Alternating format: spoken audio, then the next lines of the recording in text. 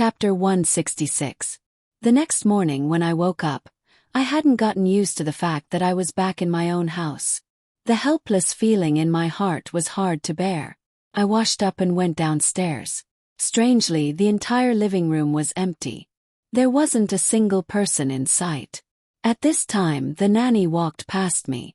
I grabbed her hand and looked at her. "Auntie, am I the only one left in the house? I didn't get up very late. How come everyone's gone?"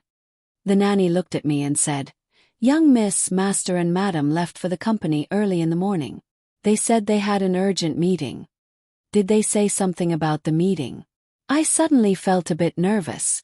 Did something happen at the company? The nanny shook her head. "No, they didn't. Seems like they need to work on a project in the United States. They were discussing who to send to take charge of the project." I nodded thoughtfully. Then I remembered Suri and Xinyao. "Right, did you see Suri and Xinyao?" I asked. The nanny thought for a moment and looked at me. "I didn't see Suri and young Miss Duanmu. However, Susu left with Master and Madam's car early in the morning. I saw her carrying a small backpack. Master and Madam must have sent her to school on the way." I nodded and thought to myself, did the two of them have sex all night? I looked at the nanny and said, "Okay, I got it. You should prepare breakfast and put it on the table. Then you can go and do other things. I'm going to wake them up for breakfast." Then I walked towards Suri's room. On the way there I felt very conflicted. I wondered if I should wake the two of them up. If I didn't, I would ask Suri to accompany me to the company. However, if I woke them up, I was afraid that they would feel awkward if they saw me. Before I knew it, I had already reached Suri's room. After hesitating for a long time, I decided to knock on the door. After all, everyone was an adult, so there shouldn't be any problems. Just as I raised my hand to knock, the door to Suri's room opened. I saw Xinyao standing at the door, rubbing her eyes with a sleepy expression. Suri stood behind her, hugging her and rubbing his eyes with a sleepy expression. They looked at me. They weren't very awake at first, but they suddenly became alert. Xinyao's face turned red. She looked at me and said, "Ah, sister-in-law, why are you here? Did you come to wake us up?" I rolled my eyes at her and looked at them. "Hurry up and wash up so we can eat breakfast. Suri, take Xinyao back to Duanmu's house first, then take me to the company. Have something to do." Hearing me say that, Suri immediately became alert. He looked at me and nodded. After the two of them finished washing up, they were completely awake. The three of us ate breakfast in the dining room. Suri asked me while eating, "Young miss, why are you in such a hurry to go to the company? Did something happen?" I shook my head and looked at him. "Not really. The company might want to start a new project in the US branch, and they need someone to supervise it. I just happen to want to go to the US to wait for delivery, so I wanted to ask my parents to give me this job." "No." As soon as I said that, Suri and Xinyao both rejected me at the same time. My face darkened as I looked at them. "What's the matter? Why did you reject me so quickly?" Xinyao put down her chopsticks and looked at me. "Sister-in-law, you're pregnant. Why do you still want to work? What if you hurt the baby?" "No, I definitely won't agree." I sighed and was about to refute her when Suri said, "Young miss, I have to stand on Xinyao's side. I think what she said is very reasonable. If you weren't pregnant, you could do whatever you wanted and we could go crazy with you. But it's different now. In fact, you care about this child a lot. We all know this, so don't worry, we definitely won't agree to let you go." "What are you two doing?" "I'm only going to the US to take care of this job. I'm not going to do it myself. Besides, Uncle Jiang and Jiang Qing are there. They'll take care of me and share my burden. Don't worry, I'll take good care of me and the baby." Suri and Xinyao looked at each other and then at me. Then Suri said, "Okay, I can take you to the company. As for whether it works or not, that's not up to me. Also, I can take you, but you have to promise me that I'll be by your side when you go to the US. Otherwise, I won't take you." Xinyao nodded vigorously. I looked at the two of them and sighed. "Okay, I promise you." I'm speechless. Seems the two of you really had enough fun last night. Early in the morning, the two of you tormented me together. Little Xinyao, I'm not going to be friends with you anymore. Hearing me say that, Xinyao and Suri's faces became very red. Seems I was being too harsh. Forget it, forget it. I don't want to argue with them. After all, I still love them very much. After breakfast, Suri took me and Xinyao to leave the house. The two of us first sent Xinyao back to Duanmu's house. Then Suri took me to the Red Minghue's hall. Every time I came here, I would feel very depressed. After all, the Red Minghui was very famous in a city. Even the air was filled with seriousness. I stood at the entrance and calmed myself down. Then I stepped through the Red Minghue's main entrance. It had been a long time since I came here. The main entrance of the Red Minghui was a retro Chinese-style structure. The bright red color was very eye-catching in this concrete city. In the past, there were rumors that the door paint of the Red Minghue's main entrance was mixed with human blood. After entering the Red Minghue's main entrance, there were 4 corridors leading in different directions. At the end of each corridor, there were 2 corridors leading in different directions. I walked towards the first corridor, because at the end of the corridor was the Red Minghue's office building. My father and mother were currently having a meeting inside. As soon as I entered the building, I saw my father's secretary, Secretary Li, standing in the lobby. When she saw me, she immediately walked towards me.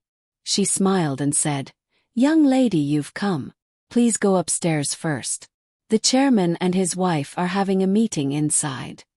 I turned to look at Su Rue and whispered, "You did a good job. If you didn't call, wouldn't I have been stopped by the guards?" Suri looked at me and straightened his collar. He looked at me with a proud face. I couldn't help but roll my eyes at him. I turned to Secretary Li and said, "Yes, I know they're having a meeting. Otherwise, I wouldn't have been able to come here. They should be talking about the American project. Take me there. I have something to say at the meeting." Chapter 167. Secretary Li looked at me. Clearly, she was in a difficult position. "Young miss," she said, "this isn't very appropriate.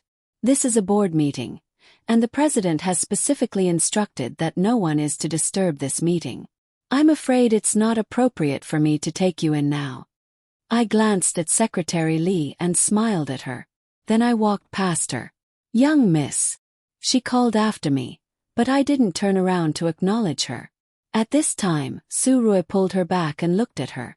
"Your mission is done. Eldest miss will tell the president that you've already stopped her.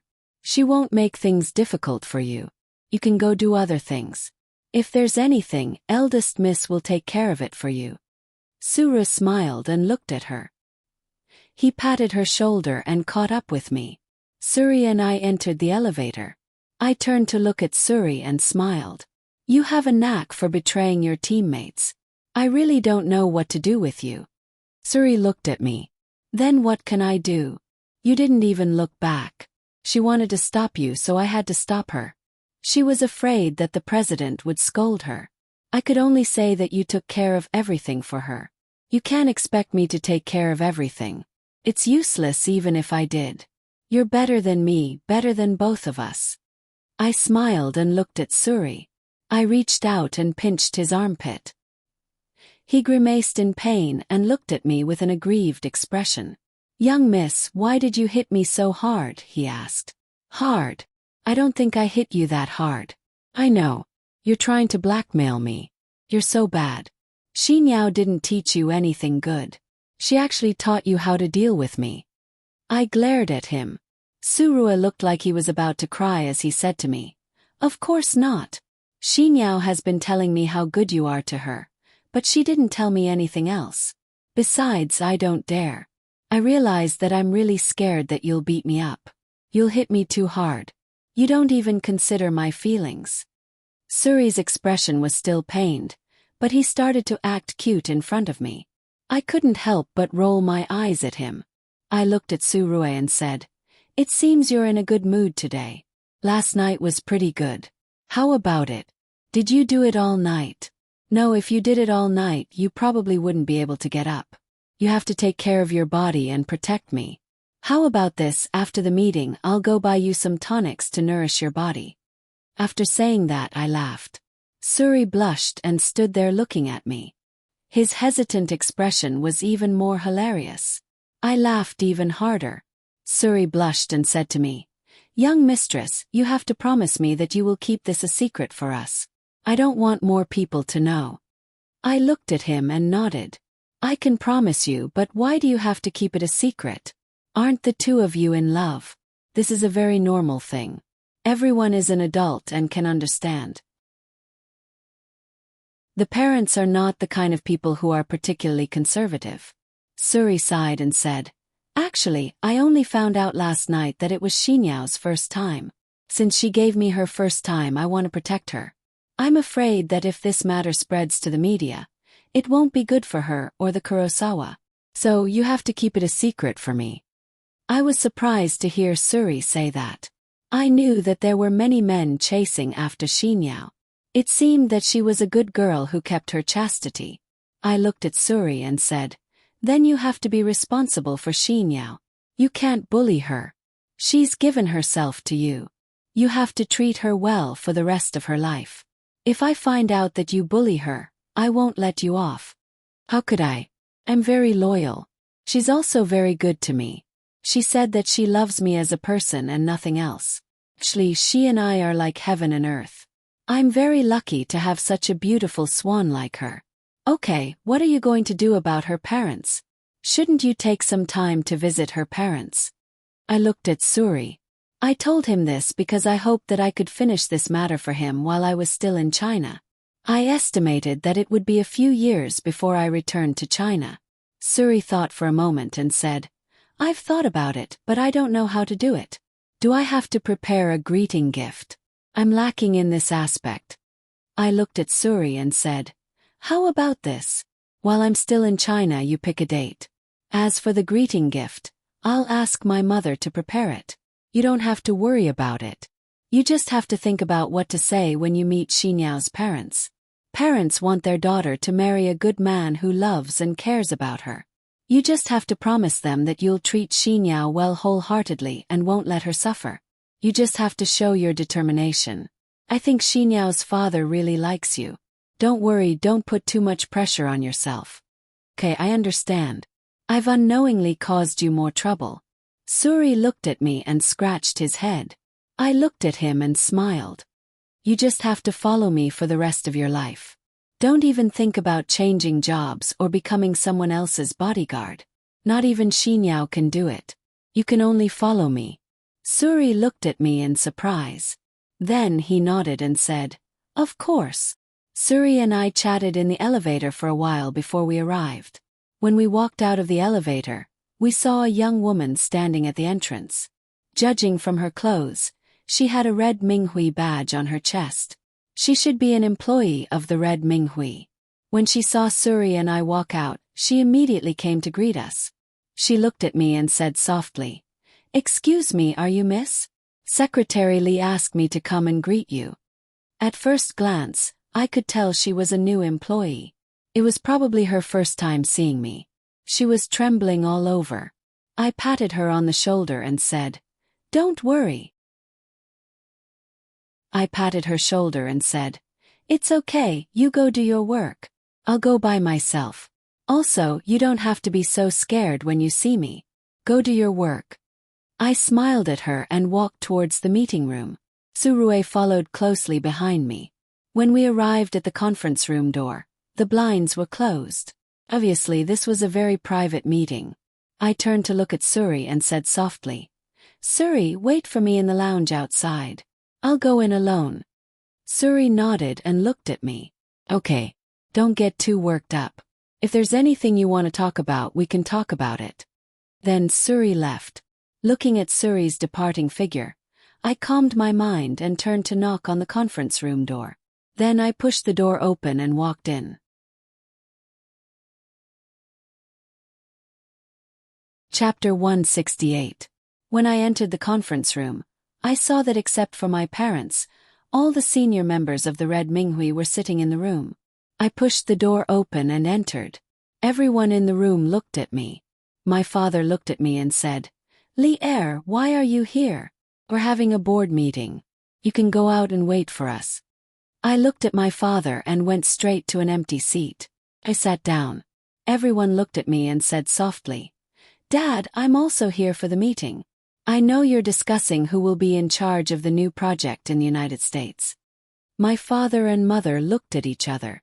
Then they looked at me and said, "Li-er, what do you think?" I looked around at everyone in the room. Then I looked at my father and said, "Dad, let me do this." Well, as soon as I said that, my mother blurted out. She was the first to object to me going. My father looked at me and nodded. "I agree with your mother. You're not fit to take on such a stressful job right now. Don't even think about it. I won't let you do it." I looked at my father and smiled. "Dad, Mom, can you listen to my point of view first? Uncles here can also listen to my point of view. I have very good reasons to prove that I am the most suitable person to be in charge of this project." At this time, Uncle Bai looked at my father and said, "Old Lang, let Li-er talk." My father looked at me and nodded. I sat there and said, "There are a few reasons. First, I am the head of the American branch. I should be responsible for everything in the United States. Although I have returned to China, I have plans to go abroad in the near future. Second, I have a wide circle of contacts in the United States. It is relatively convenient for me to deal with things. Third, I know the relevant legal system in the United States so that our project can be carried out smoothly in the United States. Fourth, I have a group of very outstanding employees such as Uncle Jiang, Jiang Qing and so on. They are all old employees who have been loyal to the Red Minghui for a long time. Finally, because of my personal feelings, I want to go abroad for some time.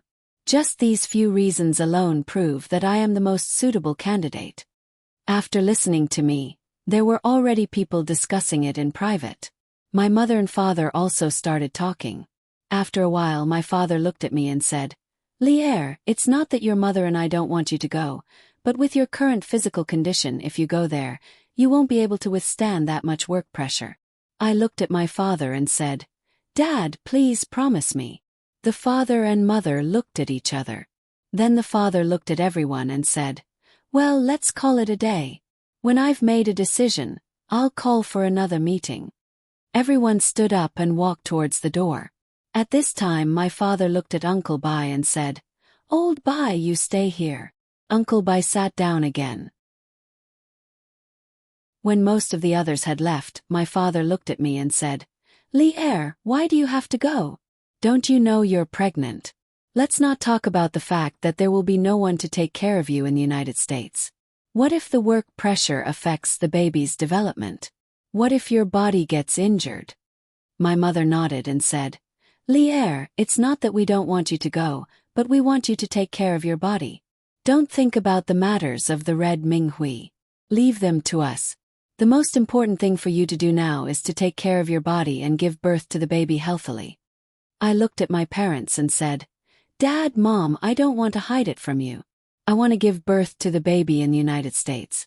If I stay in China for a long time, I won't be able to hide the fact that I'm pregnant. I don't plan on returning the baby to the Duanmu family. So, Dad, take this opportunity to let me go to the United States. If you're really worried that I'll be too tired, can you arrange for someone to accompany me and a woman to take care of me? What about Suri? If you're going, won't Suri go with you?" My mother asked me. I sighed and said, "Mom, Suri is going to the Duanmu family to confess his feelings to Xinyao's parents. He wants to mention to Xinyao's parents that he and Xinyao are together. I think this is a good thing. If the two of them really get together and Xinyao's parents agree, they may prepare for marriage. If he goes to the United States with me, it will take at least 2 or 3 years for him to come back. That will delay the two of them. So, Dad, please send someone to accompany me." At this time, my father looked at Uncle Bai and asked, "Old Bai, what do you think about this matter?" Uncle Bai thought for a moment and said, "Old Lung, I still agree with Li-er's idea. Li-er is right. As long as someone is by her side to take care of her, there shouldn't be any problems. As for the project, old Jiang and his son are there, so there shouldn't be any problems. We just need to keep an eye on them and there shouldn't be any problems. My father thought for a moment and then dialed a number. He said softly, "Call the Red Baron in." My father hung up the phone. My mother nodded and said, "Yes, it's good to let the Red Baron go." While I was thinking about who the Red Baron was, the door of the meeting room was pushed open. A girl walked in. She looked delicate and pretty, but her expression was very serious. She was thin and small, and she was wearing a red dress. She walked into the meeting room and looked at my father. "Chairman, you called for me." My father raised his head and looked at her. "Red Baron, this is young Mississippi." The Red Baron looked at me and nodded. My father continued, "In a few days, our company will start a new project in America. Young Miss, as the person in charge, will go to America. Because young Miss is pregnant, there may be many inconveniences for her. The company hopes to arrange for you to accompany young Miss and accompany her to America." The Red Baron didn't even think about it. She looked at me and said, "Okay, I understand." My father sighed and looked at me. "Lier, you and the Red Baron can go out first. Old Bai and I have some other things to discuss." I nodded and walked out of the meeting room. The Red Baron followed behind me. Her face was expressionless as usual. It seemed that she was also an iceberg girl. I suddenly remembered that Suri was still waiting for me in the lounge. I walked over. Suri was sitting there flipping through a magazine. When he saw me, he quickly stood up and looked at me. "Young Miss, you're back. How was it? Did the discussion go well?" I nodded and looked at him. "Oh right. This is the Red Baron. My father arranged for me to go to America with him. This is Suri, my personal bodyguard." Suri nodded and looked at the Red Baron. "So you are the Red Baron."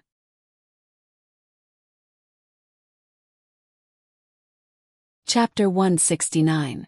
I looked at Suri and asked, "Why? Do you know her?" Suri nodded and looked at me. "Yeah, I know her. She's a member of the Red Minghue's hired thugs who are directly under the president's control." "Then why don't I know about this? Logically speaking, I should know everything about the Red Minghui." The Red Baron looked at me and said, "Miss, it's not strange that you don't know about it. After all, this organization hasn't been established for long, and it's rather secretive because the president doesn't want too many people to know about it. There are still many things he needs the president to do. Of course, what Suri just said isn't completely correct. We're not just a hired thug organization, we can do quite a lot of things. Also, the president sent me and Miss to America not only to protect her but also to take care of her. Miss is pregnant and needs a woman to take care of her. That's the president's true intention." When Suri heard the Red Baron's words, he looked at me and said, "Miss, you're really going to America? Did the president agree?" I nodded and looked at Surue and said, "Yes, I already told my father. This time I won't let you accompany me. You don't need to ask me why. It's rare that you're preparing to propose marriage to Xinyao's family. This matter is much more important than going abroad with me. You have to complete this matter and then tell me when you get married. If my physical condition allows, I will definitely rush back. You have to remember what you promised me. Do you understand?" Suri sighed. "All right, I understand. Let's go home. Red Baron, are you coming with us?" The Red Baron looked at me and said, "I'll go home and pack up first. Then I'll go to Mrs. House myself." Suri thought for a moment and said to the Red Baron, "How about this? I'll send Miss home first. Then, if you need me to pick you up, give me a call. The administrative department has my contact information." The Red Baron nodded. "All right, I understand. Thank you." Then the Red Baron turned and left. Watching the Red Baron leave, Suri looked at me and asked, "Miss, do you think she's reliable?" I shook my head and looked at Suri. "I haven't seen through her yet. She's an unpredictable woman. I don't know what kind of person she is. Let's take our time to think about it." I softly asked, "By the way, Suri, do you know the Red Baron's real name?" Suri thought for a moment and said, "Let's go. Let's go home first.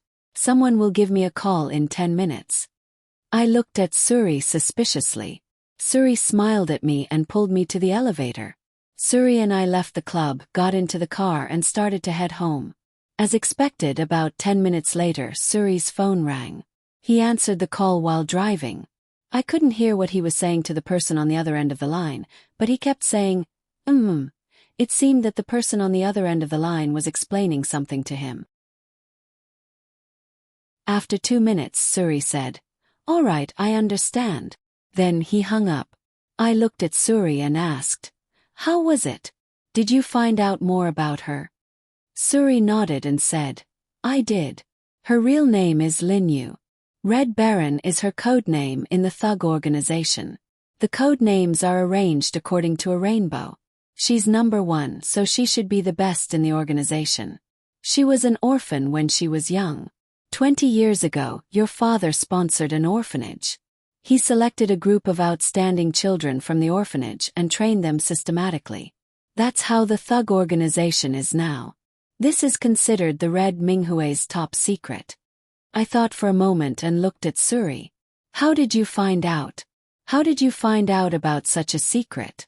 Did you steal our organization's confidential files? Heavens, if my father finds out, he'll skin you alive." Suri turned his head and looked at me with a dark expression.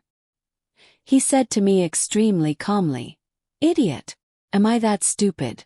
Her situation was told to me by Qing Ju, who was in the same thug organization as her. As for how the thug organization was established, I only heard about it by chance.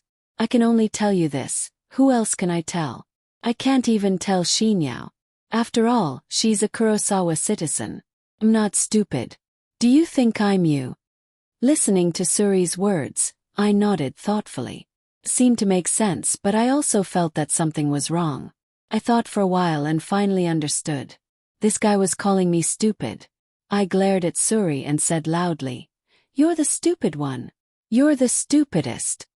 Listening to me, Suri laughed and said, "You're so stupid. Took you so long to realize. They say that pregnant women become stupid for 3 years. I didn't believe it. I didn't expect to see it today.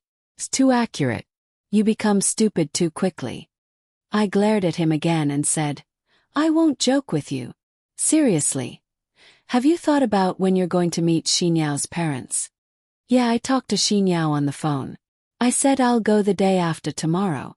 I suddenly feel very nervous. I don't know what to do. I'm afraid that her parents won't agree." Suri was still worried. I looked at Suri and said, "Okay, you don't have to worry. Didn't we already set the date? I'll go with you on that day. I'll ask my mother about the gift in the afternoon. Should be ready in a day. You don't have to worry, it will definitely happen." Suri sighed and said, "I'll take advantage of your auspicious words. I really hope it will happen. She gave her first time to me. I have to be responsible for her. I promise to take care of her for the rest of her life. I definitely won't go back on my word." I nodded and didn't say anything. When we finally got home, I felt a bit tired and went upstairs to rest. Suri probably went to arrange the Red Baron's matter. I felt reassured leaving it to Suri. I decided to sleep first and wait for my parents to come back before talking to them. As I lay on the bed, I suddenly thought of Duanmu Kei and Han Hao. It seemed that they were quite peaceful. I didn't know what they were doing right now. Unconsciously, I felt sleepy and gradually fell asleep. This sleep was very deep. I didn't know how long I slept, but when I woke up, it was already afternoon. I tidied up a bit and walked out of the bedroom. I happened to see my parents sitting in the living room, chatting and laughing. I didn't know what they were talking about. I went downstairs and looked at my parents. "Dad, Mom, you're back. I have something I want to talk to you about. Is that okay?" My mother raised her head and looked at me. "Li Er, you're awake. Did you sleep well? Why didn't you sleep a bit longer? Did we wake you up?"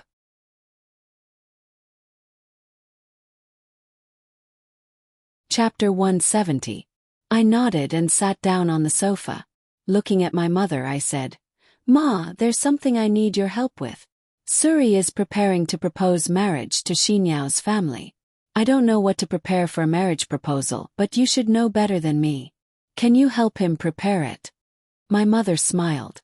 Mother smiled and said, Okay, that's a good thing. No problem, leave it to me. I'll go out with the nanny to prepare. It'll be ready by tomorrow. While Mother and I were talking about this, Surui happened to come in with the Red Baron. Looking at Suri, my mother said, Suri, you're here. Li'er and I were just talking about you going to the Duanmu's family to propose marriage. Come and sit. See what else you need to prepare. The Red Baron is here too. Come and sit with us. The Red Baron nodded and put his luggage to the side. Then he followed Suri to the sofa. I looked at Suri and then at my father. Dad, there's something else I want to talk to you about. My father nodded and looked at me. I continued. Dad, Suri has been with me for a while now. You know how capable he is. You see, he's preparing to propose marriage to the Duanmu's family. But Suri doesn't even have his own house. In the future, he'll be living with Susu. Do you think you can arrange a house for Suri as his wedding home? If it's not convenient, I can pay for it. My father looked at Suri. Suri's expression froze. He looked at me and said in a low voice, Miss, what are you doing? I can slowly get a house myself. It's too troublesome. I secretly pinched him and motioned for him to stop talking. My father looked at me and said, This isn't a difficult matter, and you don't need to pay for it. The Red Minghui has a residential area with several buildings. It's on the east side of the city, not far from the Duanmu's house. You can contact Secretary Li tomorrow and take Suri there to pick a house he likes. It's not a difficult matter. Hearing my father's words, Suri quickly stood up. He looked at my father and bowed deeply. Thank you, President. Thank you so much. I know that Miss is just saying good things for me. Thank you so much. In the future, I will do everything I can for the Red Minghui. My father waved his hand and motioned for him to sit down. He looked at him and said, It doesn't matter. This is also a good thing. It can also promote our family's relationship with the Duanmus. It also has commercial value. So you don't need to feel embarrassed. The house is given to you so you can live in peace. Li'er has assured me of your character, and I also believe in your character. Suri's eyes were about to burst into tears. I quickly interrupted and said, Oh, that's enough. Dad, don't scare him. Look at how scared he is. He's about to cry. My father's face instantly became awkward. He quickly changed the topic. All right, let's get down to business. Li'er, since you want to go to the US, then go next week. Secretary Li will arrange the flight tickets and other things. When the time comes, the Red Baron will go with you.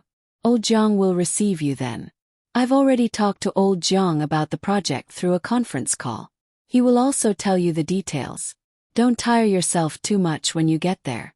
First, take care of your body and give birth to the child smoothly. If you have any problems, you can send your mother to the US. I nodded and looked at my father. Okay, Dad. Understand. I've already told Suri that I won't be taking him with me this time.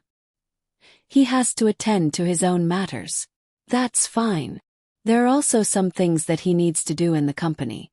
Don't worry, I won't make things difficult for him. You guys chat. I'm going to the study. Then my father stood up and walked towards the study. At this time, my mother looked at the Red Baron and said, Red Baron, I'll ask the nanny to arrange a room for you later. You and Li'er should get to know each other better. In the future, I'll have to ask you to take care of my daughter. The Red Baron nodded and looked at my mother. Auntie, don't worry. I'll take good care of the young lady. My mother smiled and nodded. Then she got up and returned to the bedroom. Only Suri, the Red Baron, and I were left in the living room. I looked at Suri and said, Suri, you should go and pick up Susu from school. Suri looked down at the time and immediately stood up. He looked at me and said, Right, I almost forgot about this. I'm going to pick up Susu. I'll be back soon. Then he turned and ran out of the living room. Only the Red Baron and I were left in the living room. We sat facing each other. I looked at her and said, Red Baron, don't feel uncomfortable in my family. You'll get used to it after a while. My parents are very kind people. You don't need to worry. The Red Baron looked at me and said, Yes, I know. I owe the chairman and madam a debt of gratitude. That's why I'm hellbent on staying in the Red Minghui and working for the Red Minghui. It seemed like the Red Baron knew that I was trying to find out more about her. She seemed to be a smart person. I smiled at the Red Baron and said, Yes, I don't really want to know about your past. As long as you focus on working for the Red Minghui, it'll be fine. I don't know much about that organization, and my father has never told me about it. To be honest, you must have done a lot of shady things for him. It doesn't matter. My father is a ruthless person. Everything he does is based on his own interests. He might even betray you. Am I right? The Red Baron looked at me and sneered. You're just as the chairman said. You're very smart, and you've guessed the chairman's thoughts correctly. However, I made a bet with the chairman that you wouldn't make a mistake. Even if you're pregnant now, or if you're emotionally hurt, it won't affect your ability to work. I'm sure of that. You can use your intelligence to guess, between you and the chairman, who will I side with? The Red Baron looked at me with a smug expression. I smiled and looked at her. You won't side with either of us. You can't afford to offend either of us. That's why you'll choose to remain neutral. Am I right? If you side with my father, your days in the United States will be difficult. If you side with me, you might lose your position as the ace fighter in the eyes of the chairman. This will be detrimental to your future development.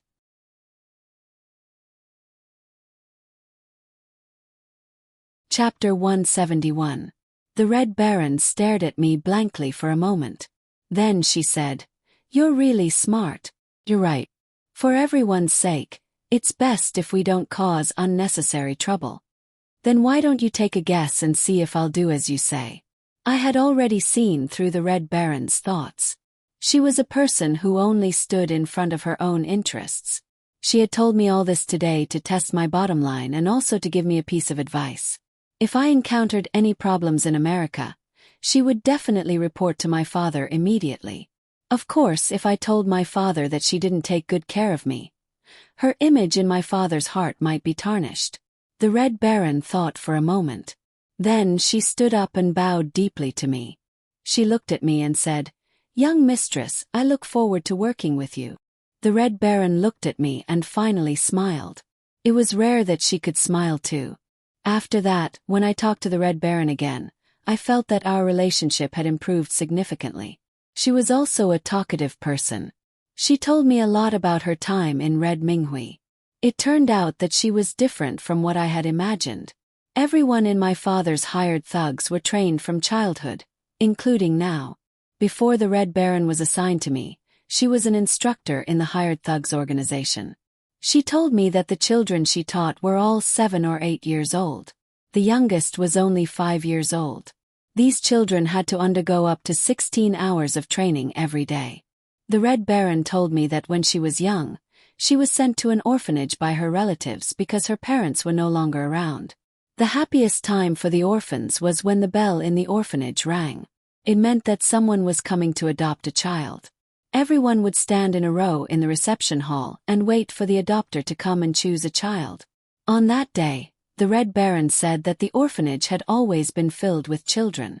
Red Baron remembered that one day, the bell rang as usual. All the children in the orphanage rushed to the reception hall and stood there honestly, waiting for the adopters to come and choose. This time the person who came was different from the usual people. It was my father. The dean introduced my father grandly, saying that my father was an investor of the orphanage and had specially come to adopt the children. My father looked at all the children and finally stood in front of them. He picked most of the children from among them, including Red Baron. She thought that this way, Red Baron could get the life she wanted, but she did not expect that all the children, including her, were taken to the Red Tea Party and began cruel training. They stayed there for 20 years. Many of the children in Red Baron's batch could not resist the devilish training and lost their lives. In the end, the few people who survived became the core force of the thugs organization. Just like what my father told me when I was a child, They only learned one idea from the beginning, and that was absolute obedience. After listening to the Red Baron's story, I suddenly felt a trace of sympathy for her. I looked at her and said, "Have you never thought of running away? Have you never thought of resisting?" The Red Baron shook her head and said, "I don't think there's anything wrong with it. What's the difference between this place and the orphanage? Although the president trained us strictly, he also taught us a lot of things. We didn't have to worry about food and water every day. I also had a home of my own with my own hard work. There's nothing wrong with that. I heard from others that a daughter who was adopted from our orphanage was molested by her adoptive father. Her adoptive father threatened to kill her if she told anyone about it. She had no one to turn to and could only endure it. Who would have thought that her adoptive father would become worse and molest her more and more? Later, when her adoptive mother found out about it, her adoptive mother thought that she had seduced her adoptive father and sent her to the police station. In the end, she couldn't bear the pressure and chose to commit suicide. Compared to her, am I not much luckier than her? The president treats us very well. As long as we do what he asks us to do, he will reward us accordingly. I don't think it's a bad thing." I looked at her and said, "Although it sounds good from what you said, according to your father's habits, there should be a big prerequisite, right?"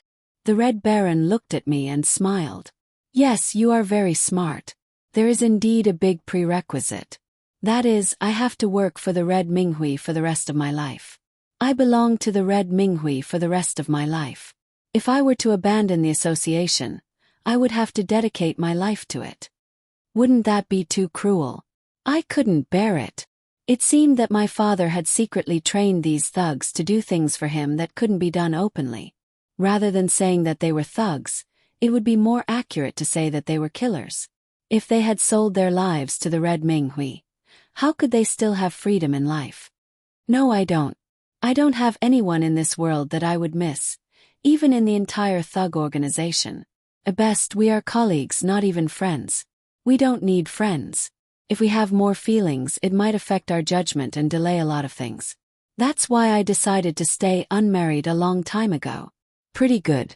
Anyway, I don't know many people, so I definitely won't be able to get married." The Red Baron looked outside. Her eyes were filled with sadness, which made people feel sorry for her. I looked at the Red Baron carefully. Although she didn't like to smile, she was very pleasant to look at when she was serious. Especially when she had a hint of sadness in her eyes. She was very lovable. I sympathized with her. Although my father had arranged for her to stay by my side and monitor me, I still wanted to get along well with her. After all, she was also a pitiful child. I thought for a moment, then looked at the Red Baron and said, "Red Baron, how about this? In the future, when we are in front of my parents, let's try to keep a certain distance. That way they won't be suspicious. When it's just the two of us in private, you don't have to be too restrained with me. I also want to get to know you and be good friends with you. I won't harm you. You have to trust me on this." The Red Baron was stunned for a moment. She looked at me and said, "Okay, I understand. Thank you." I knew that she was saying thank you from the bottom of her heart. I also understood that she wasn't a bad woman. She just needed love. She needed someone to get close to her heart. The Red Baron and I chatted very happily. Before we knew it, it was already time for dinner. Suri and Susu had also returned. The whole family happily had a sumptuous dinner. After dinner, I felt a little uncomfortable and wanted to take a walk in the garden. I didn't tell anyone and walked to the rose pond in the garden alone. Looking at the garden full of flowers, I thought of Duanmu K again. The deeper the love, the more painful it would be. My heart still couldn't forget him. I would never be able to forget his eyes when he looked at me with such deep affection.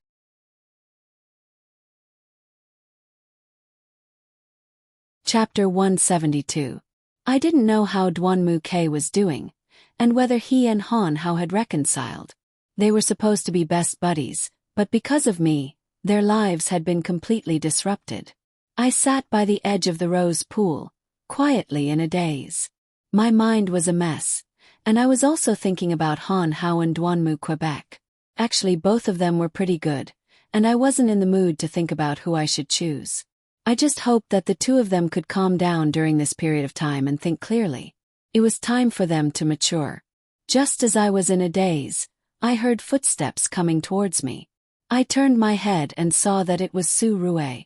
He walked to my side and sat down. He looked at me and said, "What's wrong? What are you doing? Sitting here alone in a daze. Did the baby want to see the roses, or did you want to see the roses?" I rolled my eyes at Suri and said, "I just ate too much and wanted to go out for a walk. You're making it sound like I had something to do." Suri looked at me and smiled. All right, let's stop fooling around. Let's talk about something serious. When I came back, I saw you and the Red Baron talking. What were you guys talking about? You guys seem to get along very well." I looked at Suri and said, "Not bad. She's also a person with a story. It's just that the Red Ming Hui requires her to not trust anyone, but she's still very kind. I've already reached an agreement with her to help each other. I'll guarantee her position in the Red Ming Hui, and she'll also guarantee my basic necessities and safety in America. Overall, we're quite compatible and mutually profitable. But I still like her a lot, and when I meet someone suitable in the future, I'll introduce him to her. I also want to marry her into a good family. Her eyes are still very clear, so I believe that she's a good person." Su-Rue nodded and said, "Since you've said so, I can only believe you unconditionally. Eldest miss, it's because of your kindness that we'll be dead set on staying by your side. Xin Yao also thinks the same. Otherwise, think about it this way. Xin Yao is such a personality, she's so demanding. Since she's dead set on following you, she must be following me because there's something about the two of us that attracts her. In fact, Xin Yao is also very kind, she's also very simple. If you treat her well, she'll treat you well. If you treat her well, you'll treat her well." I looked at Suri and said, "How is it? Are you prepared to meet Xin Yao's parents?" Suri sighed and said, "I'm really not prepared. I'm still afraid that Xin Yao's parents won't agree. My heart is really conflicted. Alas, I've never been afraid of anything before, but now that I've encountered this problem, I'm actually afraid. I'm actually very worried that I won't be able to give Xin Yao happiness. Think about it this way, she's the Kurosawa's eldest daughter. And she's also a famous international designer. She's also very famous. To put it bluntly, if it weren't for the Red Ming Hui taking me in, I'd be even more worthless. Don't think like that. You're already very outstanding now. Well, you don't have to think about anything now. Tomorrow morning, get up early and come with me to see the house. I've already made an appointment with Secretary Li. Tomorrow morning, after it's settled, I'll immediately arrange for the decoration. Tomorrow, call Xin Yao. After all, this is the place where you two will live in. It's best to let her participate, including the style of decoration." Suri nodded and said, "All right, I got it. The weather's pretty cold. Let's go in." He nodded. Suri helped me up, and the two of us walked back to the room. The next morning we got up early. Suri had already made an appointment with Xin Yao, so we went directly to pick her up. After we finished breakfast, Suri took me and the Red Baron to the Duanmu's house. Originally, the Red Baron could have rested, but she still wanted to come with us. She was afraid that something would happen to my body. We chatted along the way until we arrived at the Duanmu's house. Just as the car stopped, I saw two people walk out of the house. One was Duanmu K, and the other was Duanmu Xin Yao. We got out of Suri's car. When Xin Yao saw Suri, she hurriedly ran over and threw herself into his arms. I looked at the Duanmu K and was very surprised. It had only been 2 days since we last met, but I suddenly felt that he had become a lot more haggard. Xin Yao looked at me and ran to my side. She hugged my arm and said, "Sister-in-law, you're here. You look good. Thank you for taking us to see the house. I'm very grateful to Uncle Lang and Auntie Lang for preparing a house for Suri. I've also told my parents about Suri. They also want to meet and talk with him. Don't worry, my father likes Suri a lot. I'll be here for him." I rubbed Suri's head and smiled. "Good. Oh right, I forgot to introduce you. This is the Red Baron.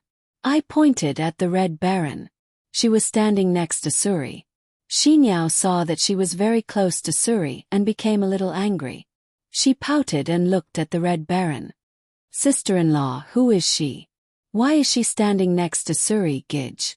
She can't be my love rival, right? I looked at her and smiled. Silly, she was arranged by my father to stay by my side and take care of me. Don't worry, she's my good friend, not your love rival. Although I explained it this way, Xinyao's expression still didn't look good. The atmosphere became more and more awkward. The Red Baron could tell what Xinyao was worried about. She walked in front of Xinyao and held out her hand. Hello, I'm the Red Baron. I'm here to stay by Missy's side. Miss Duanmu, please don't worry. I don't believe in marriage, and I won't interfere in other people's relationships. It's nice to meet you. Xinyao looked at her and then at me. He nodded. She then reached out and shook the Red Baron's hand. The three of them began to chat. Duanmu K stood on the side and watched us silently. I looked at him and felt that I should greet him. I walked in front of Duanmu K and looked at him. Why are you up so early? Are you going to look at houses with us? Duanmu K shook his head. No, I have something to take care of at the company. Xinyao also woke up, so I came out with her. Are you feeling better? You look good. It seems that Mom and Dad took good care of you. I looked at him and said, not bad. I haven't had much to do recently. I've been staying here all day. You, on the other hand, look haggard. Did you not rest well? Duanmu K smiled bitterly. Yeah, I've been suffering from insomnia lately. Okay, you guys go back to work. I should go too. Duanmu K took a step forward and suddenly moved in front of me. I didn't know what he was going to do, but my face turned red.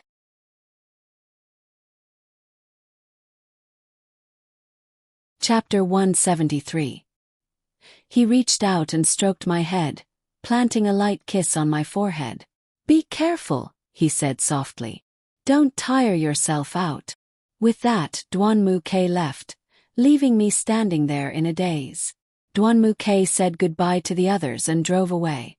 I was still standing there with a red face. Xinyao saw my shyness and walked over to me. She put her arm around my shoulder and said, Sister-in-law, my brother has been in a bad mood for the past 2 days. Seems you've given him a big blow. Actually, I feel bad seeing him like this, but I know you have your own ideas. I won't force you to do something you don't want to do, so don't give yourself any pressure. I smiled and looked at Xinyao. Okay, I know. Don't worry. Although Xinyao was next to me, she kept looking at Suri and the Red Baron. It seemed she still didn't trust them. I held Xinyao's arm and said softly, Don't worry. There's nothing going on between them. At most, they're just colleagues. Promise you that. Even if there's something going on between them, I'll definitely get rid of them. What do you think? Xinyao sighed. Okay, I'll believe you. As long as you're not lying to me. I could see that Xinyao's mood wasn't very good. I knew she was just afraid that Suri would leave her. I smiled and looked at her. Okay, cheer up. Let's go and pick out a house. Then I pulled Xinyao and walked over to the two of them. Suri drove us to the sales office. Since we had arranged to meet Secretary Li there, it would be convenient for us to pick out a house. Suri drove very fast and we arrived at the sales office in a short while. As soon as we got out of the car, we saw Secretary Li waiting for us at the entrance. We walked over to her. She smiled and walked over when she saw us. Miss, you're here. I nodded and looked at her. N, have you sorted out the information on the vacant rooms? We don't have much time. Once we've chosen one, we'll go over to look at it. Then you can arrange for a renovation company to come over and decorate it. All right, I've already arranged for the information. Eldest miss, let's go in. We followed Secretary Li into the sales office. The salesperson inside warmly received us. She gave us a very detailed introduction of the real estate and also recommended a few good houses. They all sounded very good. Su Rue and Xinyao were also listening to the explanation seriously. Finally, they settled on a duplex building. The few of us decided to go and see the house. The apartment building was nearby, so we arrived after a short walk. The apartment that we had chosen was really good. It was a small high-rise apartment with an attic. The lighting in the apartment was also very good. Xinyao started looking around the apartment as soon as she entered. Looking at her expression, I could tell that she really liked this apartment. Suri stayed by Xinyao's side. The two of them looked very lovey-dovey. The two of them walked one round before returning to my side. I looked at Xinyao and asked, "What do you think? What do you think of this apartment? Do you want to look at something else?" Xinyao shook her head. "No need. I really like this apartment.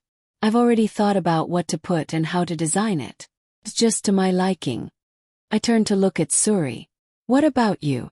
What do you think of this place?" Suri looked at me. "I'm fine with it. As long as Xinyao likes it, it's fine." I nodded and looked at Secretary Li. "Secretary Li, this apartment is fine. Is it too troublesome to go through the formalities?" Secretary Li smiled and looked at me. "Young miss, this will take some time. Since Miss Duanmu and Suri have already chosen this apartment, I'll arrange the decorations first. As for the formalities, just leave it to me. I'm sure it'll be done within a week. Don't worry, I'll give the keys to the apartment to Suri after the formalities are done." "Alright, thank you for your hard work. I'll leave this matter to you. We'll take our leave first." Then we all left. As soon as we got in the car, Xinyao seemed to have thought of something. She looked at me and said, "Sister-in-law, do you need something?" It suddenly occurred to me that I had something very important to do. I thought for a moment and said, "I don't have anything to do. But what is it that made you so anxious?" Xinyao said, "Suri is coming to my house tomorrow. But he doesn't even have any decent clothes. I want to take him to buy some clothes. Sister-in-law, you and the Red Baron should come with me and give me some advice." After Xinyao said that, I carefully looked at Suri. Maybe I was used to seeing him in casual clothes, but I didn't notice anything. He really didn't have any formal clothes. I looked at Xinyao and said, "Alright, since I don't have anything to do, I'll go with you. Let's just take it as a stroll. Where's the Red Baron? Do you have something to do?" I turned to look at the Red Baron. "I don't have anything to do either. My main task is to stay by your side, take care of you and ensure your safety." The Red Baron looked at me.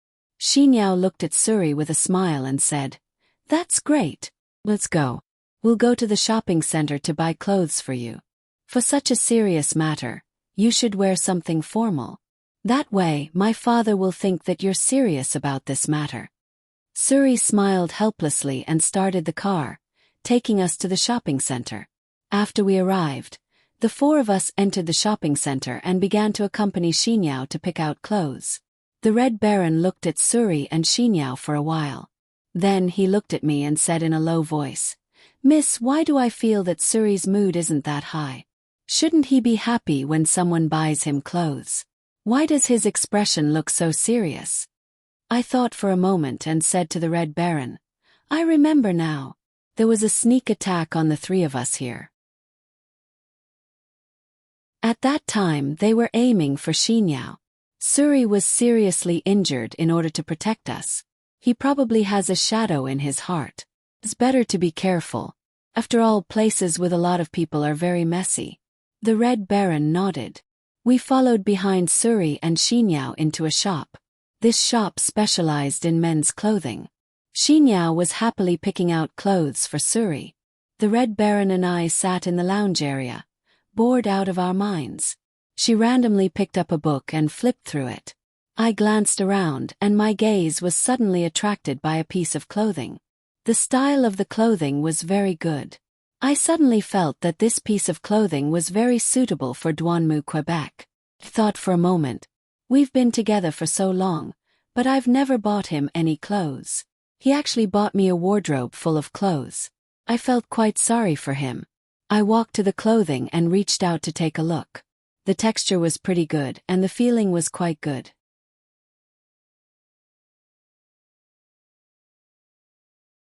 Chapter 174. At this time a salesperson walked over. She looked at me and said, "Hello, Mississippi. You have good taste. This is our store's newest collection. Just arrived last night. Are you buying it for your lover? It's very suitable. Your lover must be very handsome." I looked at her and asked, "Do you have this 185 centimeters shirt? Give me one." The salesperson nodded and went to the warehouse. Xinyao watched me buy a shirt. She walked over to my side and put her arms around my neck. "Oh, sister-in-law, who are you buying this for? It's the newest collection. Actually, I also liked it, but it doesn't suit Suri. Sigh, if it did, I would have bought it." I rolled my eyes at her and said, "Stop talking, bad girl." Xinyao looked at me with a mischievous smile. "Aya, sister-in-law, who are you buying this for?" "Hanhao, Gij is my older brother. I am so curious. You've aroused this princess curiosity." Xinyao's teasing made me blush. I didn't know how to respond. I turned around and saw another set of men's clothing that was also very good. I shook off Xinyao's hand and looked at it. The quality was also very good, and the price was about the same. I looked at the salesperson and shouted, "Give me this one in the same size." I turned to look at Xinyao with a proud expression. Xinyao looked at me and laughed. I couldn't help but want to beat her. She was so scared that she quickly ran to find Suri. After a while I walked out of the store. I looked at the 2 sets of clothes I bought and thought for a moment. I called out to Xinyao and said softly, "Xinyao, take some time and help me give these 2 sets of clothes to Han Hao and your brother. I'm about to go abroad, and it might be a few years before I come back. Just treat it as a parting gift." Xinyao was stunned. She took the clothes from my hands and looked at me. "Sister-in-law, have you really decided to go to America? You won't have your parents by your side. How will you take care of yourself? Will Red Baron be enough to accompany you? I don't feel at ease. How about you let Suri accompany you? When I'm done here, I'll go there too. It just so happens that the head office in America wants to talk to me about the new designs. I've been looking for an excuse to decline. If I go back this time, I'll be able to accompany you." I looked at Xinyao and said, "Silly girl, you should just stay in the country peacefully. I left Su Rui with you so that you two can live a good life together. So you shouldn't think too much about my matters here. Taking care of yourself is more important than anything else. Besides, it's not like I won't come back. When I come back, you'll have a niece or nephew. At that time you'll be an aunt. How can you still be so childish?" Xinyao curled her lips and looked at me and said, "I can't win against you, okay? Okay, I promise you I will take care of the things around me, but you also have to promise me that you will take good care of yourself. If something really happens to you, you will make my heart very sad. Can you bear it?" Finished speaking, she looked at me with eyes full of tenderness. My face darkened, and I turned my head away in disgust. Xinyao said that she still wanted to buy shoes for Suri. The few of us walked towards the shoe section. Perhaps it was because I was pregnant, but I felt tired after walking a few steps. Suri and the others were very accommodating to me. They walked very slowly with me. They knew that it was inconvenient for me to walk because I was pregnant. Xinyao also promised me that she would hurry up and buy shoes for me. Then she would go home and rest with me. We entered the elevator.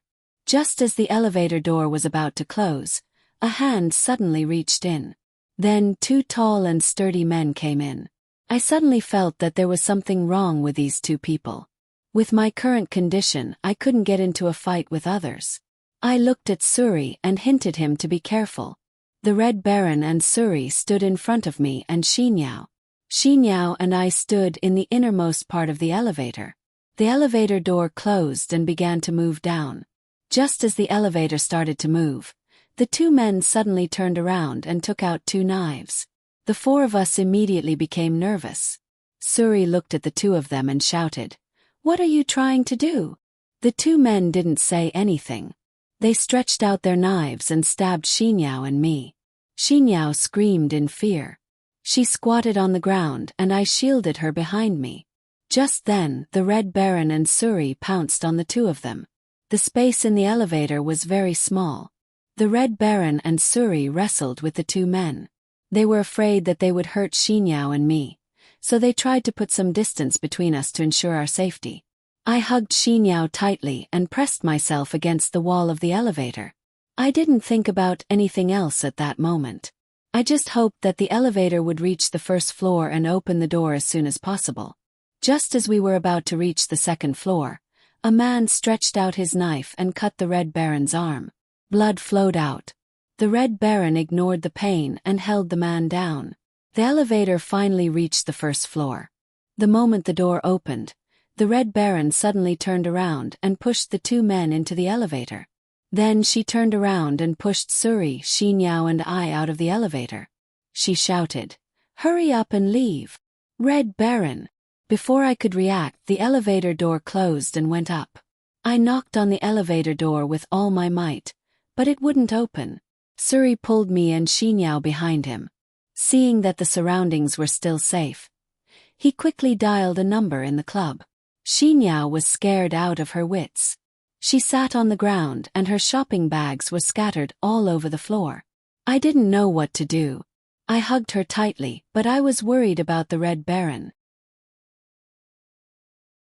After Suri finished the call, he pressed the elevator button, hoping that the elevator would come down quickly. As expected, the elevator started to go down as soon as it reached the 5th floor. Then the 4th floor, the 3rd floor, the 2nd floor. Finally it reached the 1st floor. Suri found a fire extinguisher from somewhere along the way. He stood by the door, waiting for the elevator to open so that he could rush in. When the elevator door opened, the scene inside shocked us. The two men who attacked us were lying on the ground. The entire elevator was covered in blood.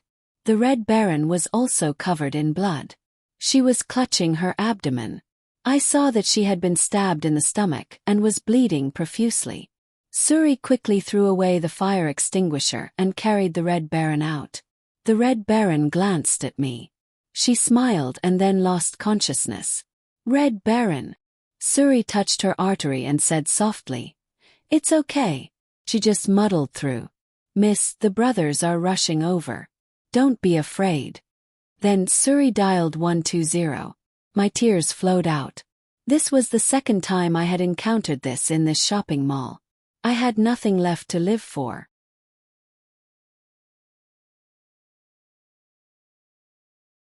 Chapter 175. However, I had to stay calm right now. I calmed myself down and walked into the elevator. I reached out and touched the two men's arteries. Luckily, they were only unconscious and weren't dead yet. This wouldn't be a murder case. I told Suri, and Suri heaved a sigh of relief. After waiting for about 5 minutes, the ambulance arrived. The Red Minghue's people also arrived. Suri gave me a few simple instructions. I helped Xinyao up and we followed the ambulance to the hospital. When we arrived at the hospital, the Red Baron had already been pushed into the emergency operating room and was undergoing emergency treatment. Suri's phone hadn't stopped ringing. It seemed that the incident at the shopping center was also difficult to deal with. I glanced at Xinyao. She hadn't recovered yet, and her eyes were still filled with tears. My heart ached when I saw her like this. I hugged her tightly and comforted her softly. After a while, Suri finished his call. He walked over to the two of us. He looked at me and sighed. "Miss, let me do it." I nodded and let go of Xinyao. Suri sat next to Xinyao and hugged her. Xinyao lay in Suri's arms and cried even louder. I looked at Suri and asked softly, "What did they say?" Surua looked up at me and said, "Miss, the two people have been sent to the hospital together. Although the two of them were stabbed a few times, they were not fatal. It should be said that the Red Baron deliberately did not stab their vital parts. They should be fine. Now our people are watching over them. Don't worry, they are my subordinates and are very reliable. It's just that until now, no one related to these two people has come to look for them. We don't know who they are and why they wanted to assassinate us. I have already told them to inform me as soon as they wake up or if someone comes to look for them. Miss, don't worry, leave this matter to me. Just leave it to me." I nodded and looked at Suri. "All right, I understand. We need to investigate this matter thoroughly and see if it's related to the previous incident. We need to know if they were after Xinyao or me. Surue, why don't you take Xinyao back home first? Let her stay at home for a while. I'll contact the Duanmu family later. It's best not to let the elders know about this for the time being. We'll make a decision based on the severity of the matter after the investigation. If they're after Xinyao again, then this matter might be too serious. You should also investigate if Xinyao has offended anyone while she's abroad. If she really did offend someone, investigate that person as well. This is a bit too much. Suri looked at Xinyao and gently stroked her hair. Then he looked up at me and said, I can take her home, but can you stay in the hospital alone? There are a lot of people in this place. What if something happens again? I don't feel at ease, but, sigh. Suri let out a long sigh. I thought for a moment, then picked up my phone and sent a message. After waiting for a while, I heard a notification sound. I smiled and looked at Suri. Take Xinyao home. I've already called someone to accompany me. Don't worry, it's 2 people, so they'll be fine. Suri immediately understood what I meant. He helped Xinyao stand up, then looked at me and said, Zhenji, I understand. Be careful. I'll take Xinyao home first. I'll come back when she's stable. I nodded, and he and Xinyao turned and left the hospital. I let out a long sigh.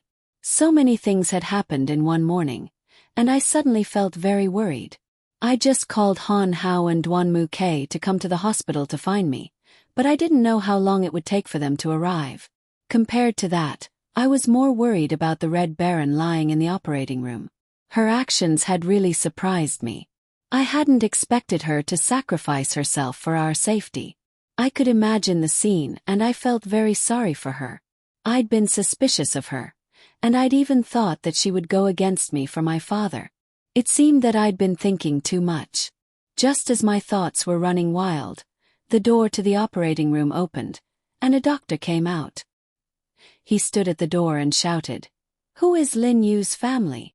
I quickly stood up and looked at the doctor. It's me. I'm Lin Yu's family. The doctor looked me up and down. Then he looked at me and said in a serious tone, Lin Yu's injuries are very serious. There's a stab wound in her chest, and it's an inch away from her heart. There's also a stab wound in her abdomen. We're trying to save her right now, but she's still in critical condition. The nurse will ask you to sign the notice of critical condition later. I'll go in now. Doctor. I wanted to beg the doctor, but before I could open my mouth, the doctor had already entered the operating room. Hearing the doctor's words, I almost collapsed. I sat on the chair by the door of the operating room, my head leaning against the wall. I didn't know how to face it, and I couldn't stop my tears from flowing out. After 2 minutes, the door to the operating room opened again. A nurse came to me with a folder. She looked at me and asked in a soft voice, Excuse me, are you Lin Yu's family? I raised my head and nodded at her. She handed me the folder in her hand. Then she looked at me and said, This is the notice of critical condition. The family member needs to sign. Please sign here. She pointed at the blank space where the family member needed to sign. My heart collapsed and I was very conflicted. Should I sign this?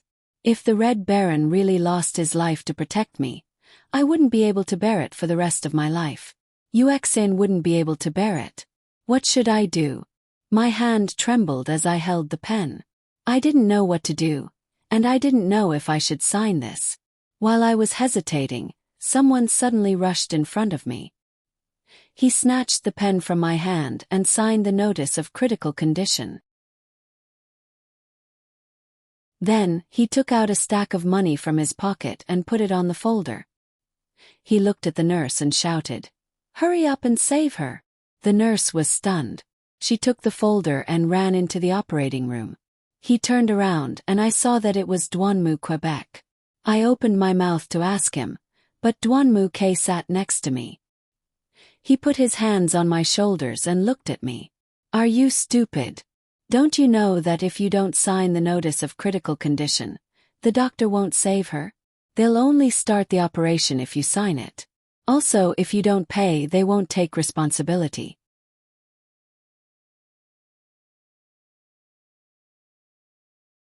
Chapter 176. Duanmu sighed. He looked at me and said, "What's wrong with you? Why do you suddenly not know what to do?" I didn't know why, but when I saw Duanmu, I cried even harder. I knew that he was right and that he was worried about me, but I still felt very sad. Duanmu saw that I was crying very sadly. He shook his head helplessly and reached out to pull me into his arms. I leaned on his shoulder and couldn't stop my tears. He gently stroked my hair and said, all right. I know I may have said too much, but I didn't really want to scold you. Saving people is indeed more important. I also know that you are under a lot of pressure. I called Surue on the way here and he told me what happened. When I heard it, I became nervous. Don't worry, I have decided to investigate this matter carefully and see who was so bold to hurt you. Don't cry anymore. The Red Baron will definitely wake up. You must think so. You have to believe it. Duanmu words calmed me down a lot. Perhaps I also needed a warm hug when I was feeling helpless. Duanmu held my face and looked at me. Alright, stop crying. Your face is all messed up. You haven't eaten for a long time, right? I'll go buy you something to eat. Duanmu wanted to stand up, but I grabbed his sleeve. He lost his balance and fell back down. He looked at me and said, "What's wrong? I won't go far. I'll go to the supermarket outside, okay?" I shook my head and looked at Duanmu. Don't go, okay? Stay with me for a while, okay? Duanmu was stunned. Then he looked at me and nodded. Alright, I'll stay with you. Don't be afraid. Duanmu held my hand tightly and stayed by my side quietly. Time ticked by, and the light in the operating room was still on. Then my phone rang. I picked it up and saw that it was Han Hao. As I was about to answer, Duanmu reached out and snatched my phone away. He answered the call and said softly, "Hello, Xiao Hao. I'm Duanmu. Don't ask me how I answered the call. Where are you? You're almost there, right? Is there a fast food restaurant near you? Hurry up and buy some food for Xiaoli. She hasn't eaten anything yet. If she continues like this, her body will be finished. Hurry up and bring some food. That's all. We'll settle everything when we meet." Before I could react, Duanmu hung up the phone. He handed me the phone. I looked at him and asked, "Why did you answer my call without my permission? What's the matter that you two have to settle in person?" Duanmu looked at me and put his arm around my shoulder. He held me tightly in his arms and said softly, "I don't care about anything else. Your health is the most important thing. I can't go out, so I can only ask Xiao Hao to bring you some food. Besides, it's a matter between us two men. You don't have to worry about it. Now you just need to take care of yourself." I didn't say anything else, but I didn't know why. It had only been a little more than a day since we last met, but I suddenly felt that he had changed a lot. Although these words alone didn't sound very nice, my heart was very warm. Was it because he was still protecting me? Why was it that I felt more and more reluctant to part with him even though we were divorced? After 5 minutes, Han Hao appeared, carrying a big bag of food. He first looked at Duanmu, then handed me the food. He looked at me and said, "Xiaoli, hurry up and eat something. I really don't know what you should eat, so I could only buy you some food. When we're done, I'll take you out to eat." I called Suri, and Suri told me what happened between you two. "What happened? Are you hurt?" I took the bag from Han Hao and shook my head. "I'm fine, but Xinyao was frightened. I asked Suri to take her back to my house first. He was worried that I wouldn't be safe here alone, so I called the two of you over. I'm in a bad mood today, so please don't quarrel in front of me." Duanmu and Han Hao looked at each other and didn't say anything. The three of us were sitting on the chairs at the door of the operating room. It had been a long time, but the lights in the operating room were still on. My heart was getting more and more nervous. Could it be that Red Baron's injury is really life-threatening? After waiting for about 10 minutes, the operating room light finally went off. The three of us stood up. The door to the operating room opened, and the doctor walked out. After a while, the Red Baron's bed was pushed out. I looked at the Red Baron and called out softly, Red Baron. The doctor seemed to see my worry. He looked at me and said, "You're Lin Yu's family, right? You don't have to worry too much. The operation went smoothly, but he still needs to be under observation in the ICU. He's not out of danger yet. Once he's out of danger, he can be transferred to a normal ward." I smiled at the doctor with tears in my eyes. "Thank you. Thank you for saving his life." The doctor looked at me and smiled. "All right, this is what we should do. You can go to the reception desk with the nurse later to handle the hospitalization procedures. If there's anything you need me for, just call me." Then the doctor turned and left. Han Hao looked at me and said softly, "Shaoli, you go to the ICU first. I'll go and handle the hospitalization procedures." "Xiao Hao, I don't need you to do that. I brought enough money." Before I could finish, Han Hao had already run away. Decide. With my current body, I couldn't catch up with him. I'd better wait for the next opportunity to pay him back. Duan Muke hugged me and said softly, "Let's go. We'll go to the ward." Then he pulled me toward the hospital bed. Duan Muke didn't let go of my hand the whole way. I could feel that he was walking very slowly today. According to his usual walking speed, he should be able to leave me a few blocks behind. But today he was walking very slowly. Was he trying to accommodate me? Just as I was thinking, Duan Muke asked softly, "This Lin Yu person is the Red Baron, right? Do you know anything about her background?" He nodded. "I do. The first day I met her, I sent Suri to investigate her. Her background is very clean. She was raised by the Red Minghui since she was a child. She wholeheartedly serves the Red Minghui. Why do you suddenly want to ask about this?" Duan Muke thought for a moment and said, "It's nothing. It's just that I don't know her well. I don't feel safe with her around you. I'm even wondering if what happened today was targeted at her."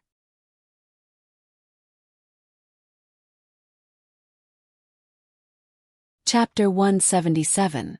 I thought for a moment and looked at Duan Mu Quebec. I don't think that's possible. After the two of them turned around and took out their knives, they rushed towards me and Xinyao.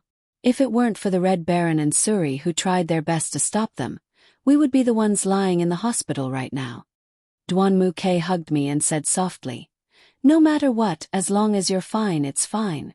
When she wakes up, I will thank her properly. Thank her for risking her life to protect you." I lowered my head and didn't look at him. "Xiao Ke, why are you so good to me?" Yes. Duan Muke stopped walking and I looked up at him. He hugged me and lifted my chin, kissing me deeply on the lips. He looked at me and said, "Because I didn't cherish you when you were by my side. When I lost you, I realized that you were the one who truly belonged to me." I asked the doctor and he said that the hope of recovering my memory is very slim. I really want to recover my memory and I want to know what happened between you and I. Did we really love each other back then? I really want to know. I also understand that you liked the me back then and I want to be the person you love too. No matter if it's in the past or in the future, I only hope that I can always be by your side. Hearing Duan Muke's words, my eyes flickered. I pushed his hand away and didn't dare to look at him. "Let's go," I said softly. "The Red Baron is waiting for us." Then I turned and walked towards the ward. Duan Muke just stayed by my side quietly. He still had his arm around my shoulder as he walked with me to the Red Baron's ward. Because it was the ICU, the ward was completely isolated. The patient's family members weren't allowed to enter the ward. Duan Muke and I could only stand outside the window and look at Red Baron, who was lying on the bed. She was covered with a blanket, and her shoulders were exposed. She had always looked thin and weak, but now she looked even thinner. I gently touched the glass window and looked at her, who was lying on the bed, worriedly. There were many tubes in her body, and she was on a ventilator. I didn't know when she would be out of danger. After a while, Han Hao came over. He walked up to me and glanced at Duan Mu Quebec. Then he looked at me and said, "Shaoli, how's the situation?" "The hospitalization procedures have been completed. I've also arranged for the Red Baron to be transferred to a normal ward after she's out of danger. It's a single ward. Don't worry. I smiled at Han Hao and said softly, Han Hao, thank you for doing all this for me. Han Hao shook his head. He stroked my hair and said softly, Silly, it's not a big deal. As long as you're fine, it's fine. Do you need me to call a few people over? The Red Ming Hui didn't send anyone, right? It must be because you didn't let Suri tell Uncle Lang. I nodded and said, It won't be too late to tell them after we investigate the matter. We don't know anything now.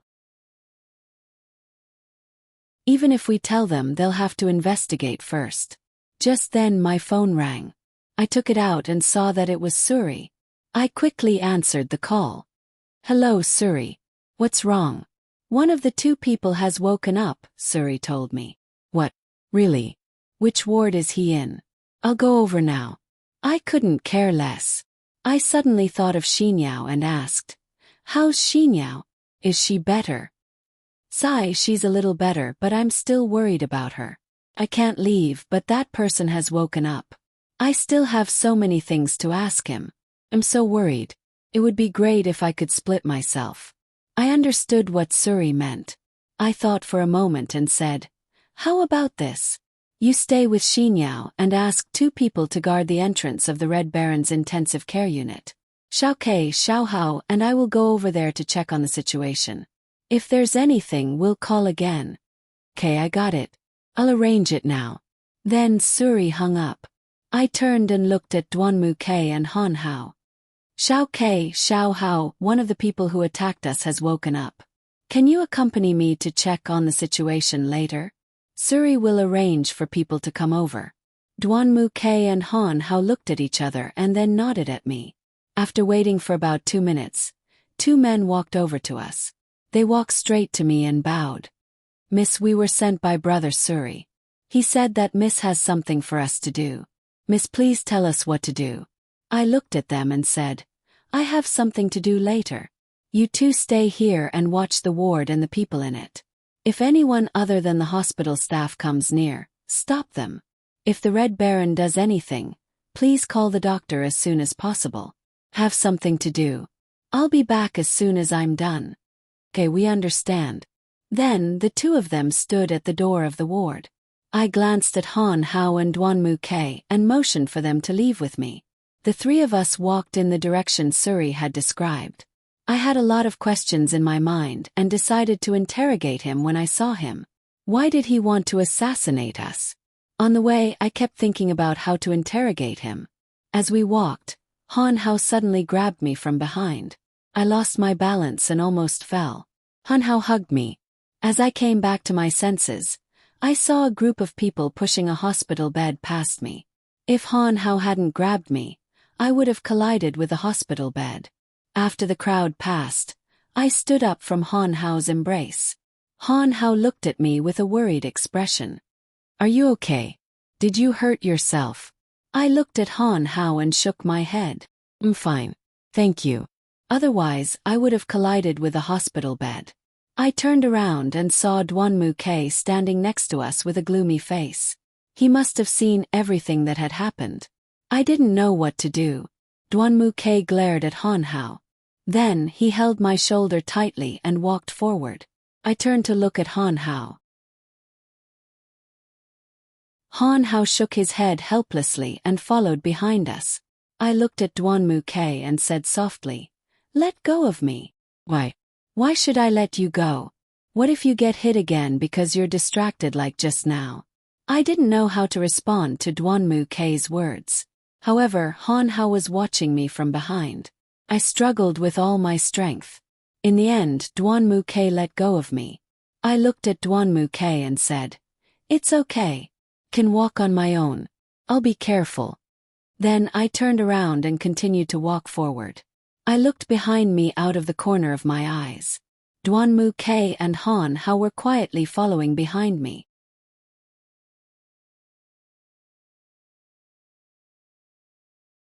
Chapter 178.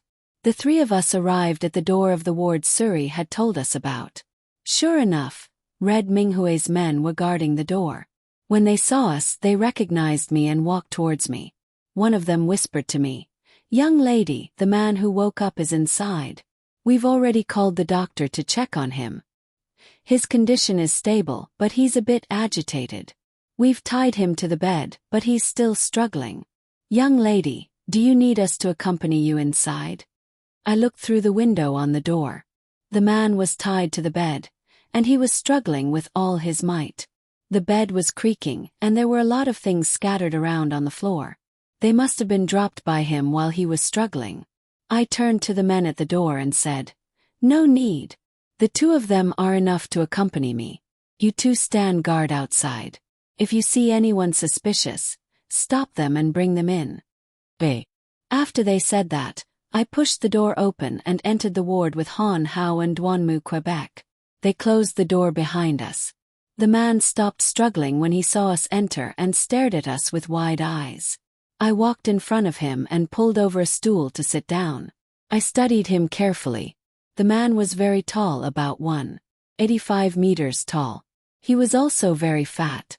Although he was wearing a hospital gown, his exposed arms and neck were covered with scars of different sizes. He looked like a professional thug. His face was covered with thick stubble, and he looked at us fiercely. I could see that he was clenching his fists. I looked at him and said, "Don't struggle. I just want to talk to you." The man recognized me. He sneered and said, "What do we have to talk about?" It seemed that he was also a stubborn person. I sat there and said to him, "You don't have to talk to me like that. Let's talk straight. Tell me honestly, who sent you to assassinate us? Did they send you to kill me or Duanmu Xinyao?" When the man heard my question, he laughed and said, "Use your brain and think. Do you think I'll tell you? If you want to kill me, just do it. Don't talk to me. It's useless." I looked at him and said, "You know, the person who tried to assassinate us with you is still lying in the next room. If you cooperate and tell me what happened, I promise I won't hold it against you. But if you continue to be like this, even if you die in the hospital, no one will know." The man looked at me and sneered. "Are you threatening me? I'm telling you it's useless. You don't have to threaten me. When I was in the underworld, you didn't even know where you were." As soon as he finished speaking, he began to struggle again. He struggled to get up from the bed and rushed towards me. I didn't have time to react and my body leaned back. I forgot that I was still sitting in the chair and the chair fell backward. I was about to fall. Fortunately, Han Hao ran behind me and caught the chair. He reached out and pulled me into his arms. I lost my balance and fell heavily into Han Hao's arms. He held me tightly, afraid that I would fall again. As soon as I reacted, Duanmu K rushed out from my side. He jumped onto the bed and sat on top of the man.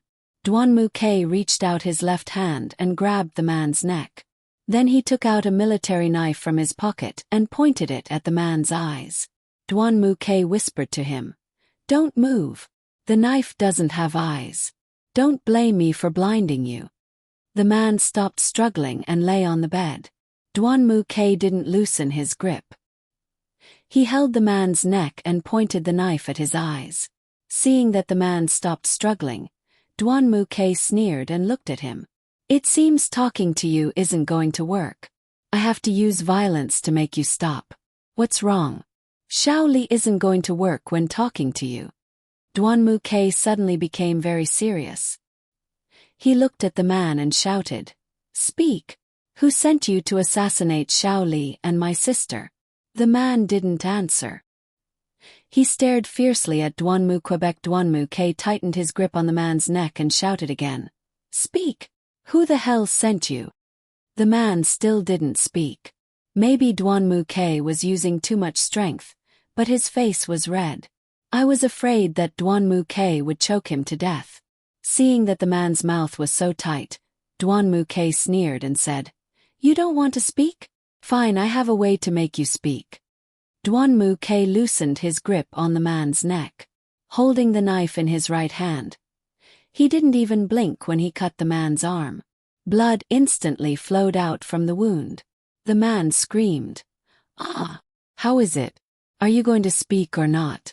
Duan Mu Ke raised the knife. The blood on the knife dripped onto the man's face. The man endured the pain and still didn't speak. Duan Mu Ke sneered. He raised the knife again and cut the man's arm twice. Choke. I was just about to call out to Duan Mu Ke, but Han Hao stopped me. He hugged me tightly and said softly, "Let Xiao Ke handle it. He has experience in this area." Experience? What kind of experience? What if someone dies? He will be sentenced. I was really worried. If something really happened and it didn't have anything to do with him, but his future was ruined because of this incident, how would I explain it to Duanmu Tachio and Xiao Fengya? Han Hao was stunned for a moment. Then he looked at me and said, "Don't worry. Xiao Ke knows what he's doing. You just need to watch him from the side. It won't be long before this man tells you everything you want to know." While Han Hao and I were talking, Duan Mu Ke added a few more wounds to the man's body. More blood flowed out. Duan Mu Ke squatted on top of the man and showed him the knife. Duan Mu Ke sneered and said, "One last chance. Are you going to talk or not? If you don't talk, I will start cutting your face." That man's face was covered in sweat, and he was panting heavily. It seemed that the pain brought him no small amount of torture. With great effort, he opened his eyes and looked at Duanmu Quebec. In a soft voice he said, I'll tell you everything. Please don't hurt me."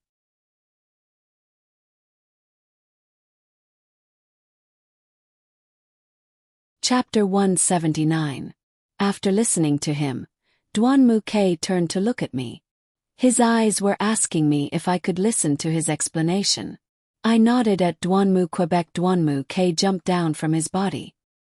He grabbed a tissue and wiped the bloody knife. Then he returned to my side. I looked at the man covered in blood. I was afraid that his life would be in danger. I pressed the button to connect to the nurse's station. A moment later a nurse came in. She looked at me and asked, "What happened?" I pointed at the dying man on the bed. I looked at the nurse and said, "Please bandage him." The nurse followed my finger and saw the man lying on the bed covered in blood. She was shocked. "Oh my God! What's going on?" Han Hao glared at her. "Do your job. Don't ask about anything else." Hearing Han Hao's words, the nurse was scared. She obediently took out some medical equipment and started to treat the man's wounds. We stood aside and watched them. I wanted to ask more questions after they were done.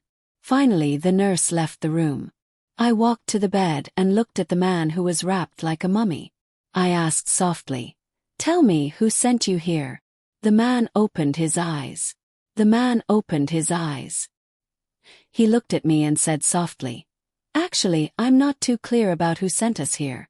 I only know that one day when I was at home, I received a call, telling me to deal with two people. One is called Duanmu Xinyao, and the other is called Leng Yoli. We've already secretly investigated you two, and we also know that you two are the young misses of the Red Tea Society and the Black Nightmare Society. This matter is a little tricky to handle, but the employer's offer is too tempting. Therefore my brother and I took this job, and decided to leave a city once we're done. At that time you won't be able to find us even if you want to." Duanmu Ke looked at him and said fiercely, "It looks like you're well prepared."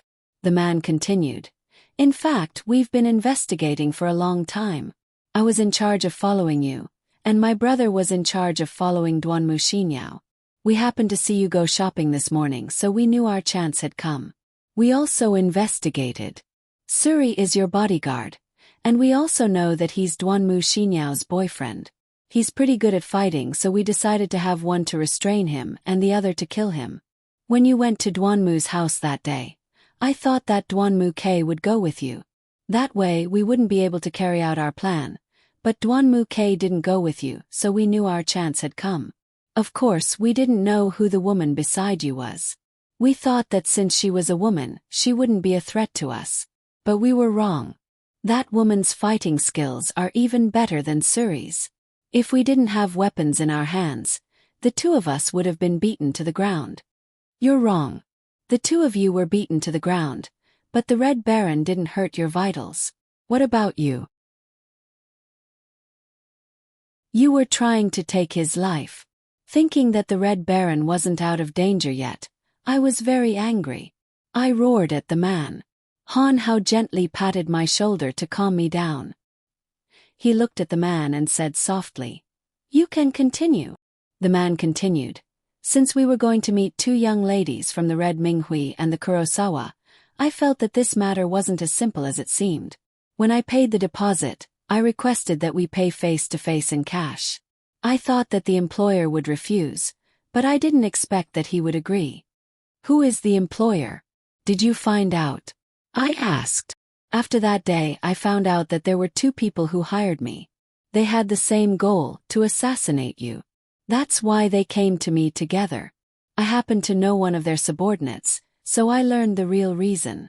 One of them was because young Master K of the Kurosawa had a conflict with them in a bar. Later, the people from the Red Minghui arrived in time and severely injured them. The other person wanted to assassinate the Duanmu Xinyao because Duanmu Xinyao had affected her future in the fashion industry. That's why she wanted to assassinate the Duanmu Xinyao. On the surface it looked like two different things, but in fact it was the same thing. The employer said that the cruelest way to make someone completely lose control was to hurt the person closest to them. Since they knew that the Cold Glaze and the Duanmu Xinyao were Duanmu K's people, as long as they assassinated you, they would be able to make the Duanmu K live in pain forever. That's what they wanted. That's why they wanted to assassinate you, but they didn't expect that the plan would fail. I thought for a moment and quickly dialed Suri's number. I told him what had happened. Suri was shocked. Suri asked me, "Miss, what should we do next?" Before I could open my mouth, Duanmu K snatched the phone away from me. He said to Suri, "Suri, I'm Duanmu Quebec, listen to my arrangements. First, tell a few of our men to guard the wards of these two people and the Red Baron. As for the matter of tracking down those people, leave it to the Kurosawa. I will give the Red Minghui a satisfactory explanation for this matter. Also, you're with Xinyao now, right? Ask Xinyao if she has offended anyone. Tell her to think about it. If she has an answer, tell me. I will investigate it." Duanmu K hung up the phone. I looked at him with a dark expression. His bad habit of making decisions on his own hadn't changed at all. Duanmu K took out his phone and dialed a number. I only heard him say, "I'm Duanmu Quebec, send 50 people from the society to the central hospital. I need them to help me find someone. Tell them to come over now." Duanmu K turned to look at me and Han Hao. He handed me my phone, then looked at me and gently stroked my hair. Then he turned to Han Hao and said, "I don't have anything to tell you. I'm giving you a very important task, and that is to take good care of Shaoli. If they hire someone else to ambush us while we're investigating this matter, Shaoli will be in the most danger. I believe in you, so I hope you can take good care of Shaoli." Han Hao looked at Duanmu K and nodded. He said softly, "I can promise you that. But can you do it alone? It's obvious that their ultimate goal is to target you. Are you sure you can handle it alone?" Duanmu K turned to look at the person lying on the bed. He said softly, "Let's go. We'll talk outside."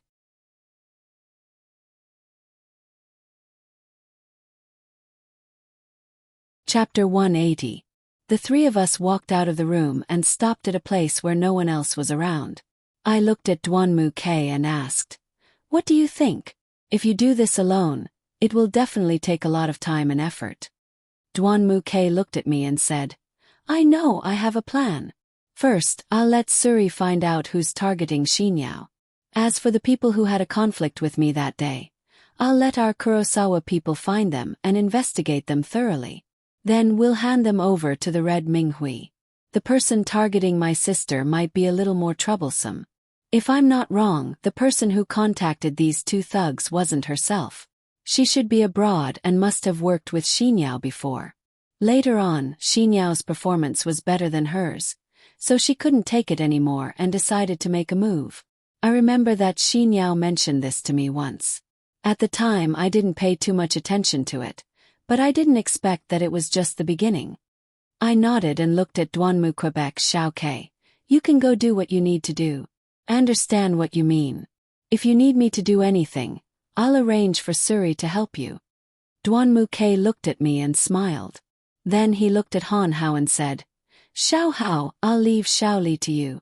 Although I want to take care of her myself, it's more important to find the real culprit behind this. Only then can we ensure Xiao Li's safety. I'm not worried about leaving her in your care, but that doesn't mean I'm giving in. If you don't treat Xiao Li well during this time, I definitely won't let you off. Han Hao looked at him seriously and said, Don't worry. I'll hurt myself, but I won't hurt her. Also, I promise to compete fairly with you. I won't take advantage of this opportunity to do anything to Xiao Li. So please don't question my character. Duanmu Ke nodded. He reached out and gently stroked my hair. Xiao Li, I'll be leaving first. Call me if you need anything. Then he turned and left. Han Hao and I stood there and watched his back disappear into the distance. Han Hao looked at me and whispered, Let's go. I'll take you to a place to eat first. You've been busy for so long. I shook my head and said, Let's go first. I shook my head and looked at Han Hao saying, Not yet. Come with me to the obstetrics and gynecology department to check on the baby. I've been tossing and turning all morning. I don't know if he's okay. Can you come with me first? I'm a bit worried. Little K was here just now, so I couldn't say anything. After all, he still doesn't know that I'm pregnant, okay? Han Hao nodded and helped me leave. The two of us went to the OB/GYN department. After waiting in line for a while, it was finally my turn. I asked Han Hao to wait for me outside the door.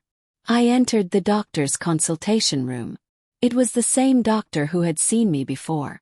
When she saw me, she glared at me and then said, You finally came for a checkup. Didn't you know that your checkup date has already passed? Why did you think of coming for a checkup today?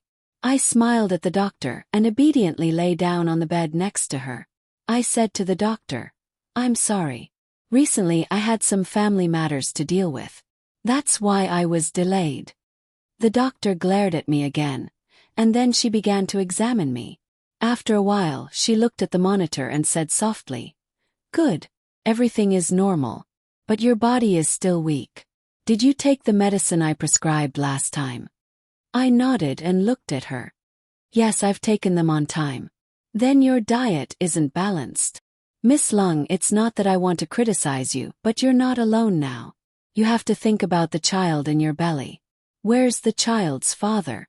Did he come with you? Call him in later. I have something to tell him. The doctor stopped what she was doing and looked at me with a helpless expression. I sighed in my heart and said softly to her, I think you should know that the child's father and I are divorced. He still doesn't know that I'm pregnant. I don't plan to tell him. I want to give birth to the child myself. After all, the child is innocent. The doctor was stunned for a moment. Then she helped me up and looked at me. It's not that I want to criticize you, but I'm doing this for your own good. When a woman is pregnant, what she wants the most is to have someone by her side. A single mother like you needs more care. You should let him know and let him take good care of you. Although your family doesn't lack money, and his family doesn't lack money, feelings can't be measured by money. I nodded and looked at her with a smile. No. I'll keep a good attitude and take good care of myself. All right. I'm going to America soon. The baby is going to be born there. If I get on the plane, will it affect the baby? It won't, but there are still a lot of things that you should pay attention to. How about this? I'll prepare a detailed document for you. I'll send it to your email when the time comes. You can take a look at it when you have time. Thank you. I gave her my email address and left the consultation room. Han Hao was waiting for me outside. When he saw me come out, he immediately came to my side. He looked at me and asked softly, What did the doctor say? I sighed and said softly, The doctor said it's okay. The baby is fine. She said it's just that my body is too weak, and I need to replenish a lot of nutrients. But she said she'll prepare a set of ingredients for me so that I can properly nourish the baby. That's good. I just asked about the hospital's cafeteria. I heard that the food there isn't bad. Don't eat the snacks I bought. They aren't very nutritious. Take them back to Xinyao. I'll take you to the cafeteria to eat something good. Han Hao gently touched my face. It's only been a day since I last saw you, but you've become so haggard. Feel bad for you. I shook my head and looked at him. It's okay. I'll be fine as long as I have time to rest. Let's go. Aren't you going to take me to eat something good? I'm a little hungry. Let's go now. Han Hao nodded and pulled me toward the cafeteria. When we arrived at the cafeteria, it was already past lunchtime. There weren't many people eating there. Han Hao asked me to find a place to wait for him. I randomly found a quiet place. He went to the window and started to order. It seemed like he had bought a lot. Actually, I wanted to tell him not to buy too much. After all, I couldn't finish it all. After a short while, Han Hao came back with a bunch of dishes. When he put them down, I saw that although he had ordered a lot of dishes, the amount of each dish wasn't big. However, they were all very nutritious. I guess that he wanted me to have a balanced diet.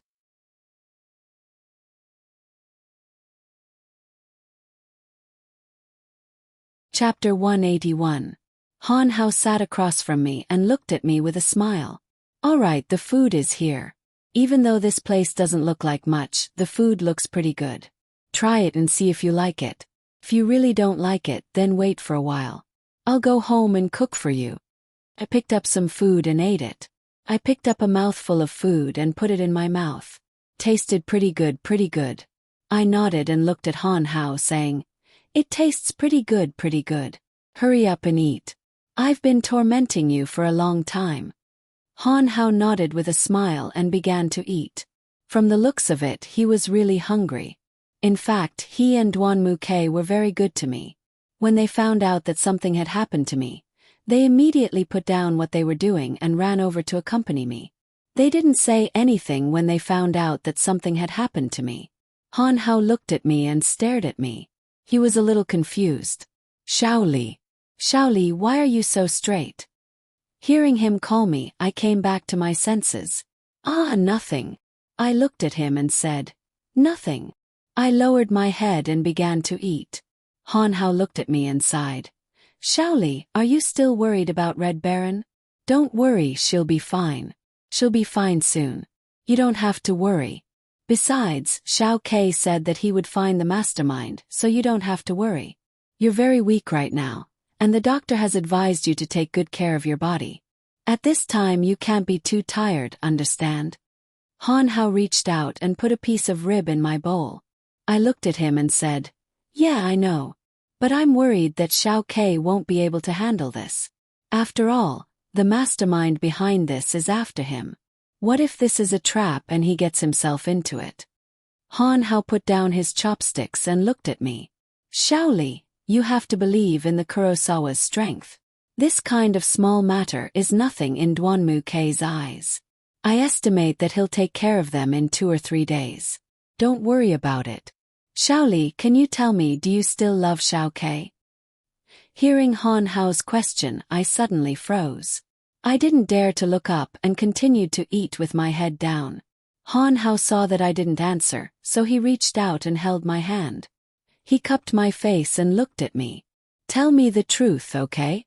There's no need for hypocrisy between us." I put down my chopsticks and looked at Han Hao. Actually, I'm very conflicted about my feelings towards him. I love him very much, but I'm also very afraid of him because he's not the Duan Muke who loved me. He's forgotten about me because he lost his memory. The me he knows now is the one who just started to like me, not the one who went through life and death with me. This kind of conflicted feeling makes me love and hate him at the same time. I can't bear to see him suffer. I can't bear to see him indulge himself. And I don't want to see him treat me coldly. I don't want to see him look at me with cold eyes. I want to give up, but I can't.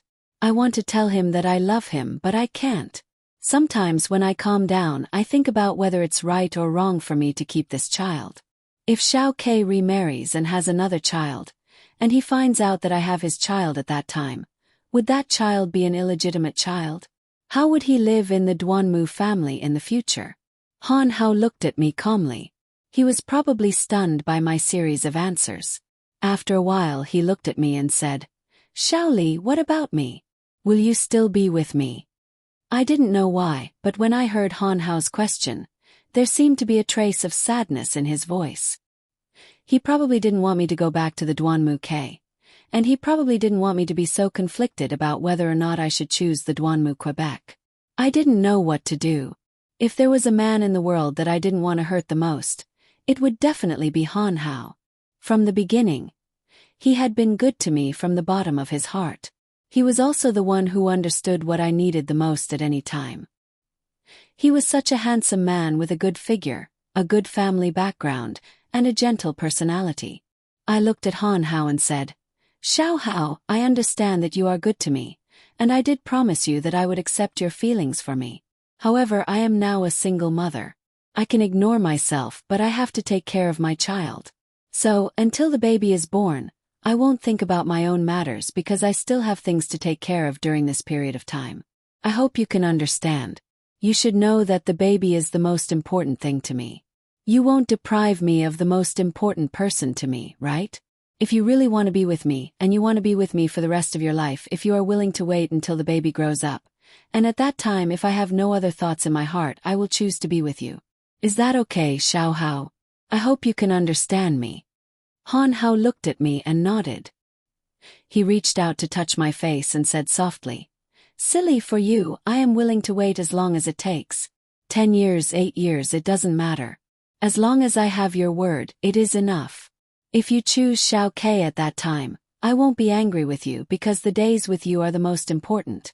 I don't want to think about anything else." I smiled at Han Hao and said, "Thank you for understanding me. I understand that you are good to me and I will cherish it. You have done so many things for me, and I will remember it in my heart. I am not an ungrateful person." Han Hao touched my face and said softly, "Silly, hurry up and eat. The food is getting cold." I nodded, and the two of us continued to eat. This meal was timely. Maybe I was really tired from the whole morning, but I felt much better after eating this meal. Han Hao ran to buy me a cup of warm milk.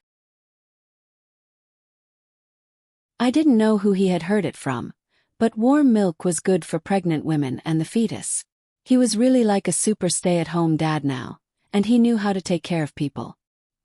He even said that he would take me to buy daily necessities and milk powder for pregnant women one day. I suddenly felt that Han Hao's back was shining brightly. But in my heart I thought, if Duanmu Ke knew that I was pregnant, would he take care of me as well as Han Hao? Or would it be like what I had thought in the past, that he would not acknowledge this child? Han Hao and I were sitting in the cafeteria after eating and chatting when my phone suddenly rang. I took it out and saw that it was Red Minghui's internal number. Quickly picked it up. "Hello. Miss, please come over quickly. The Red Baron is awake."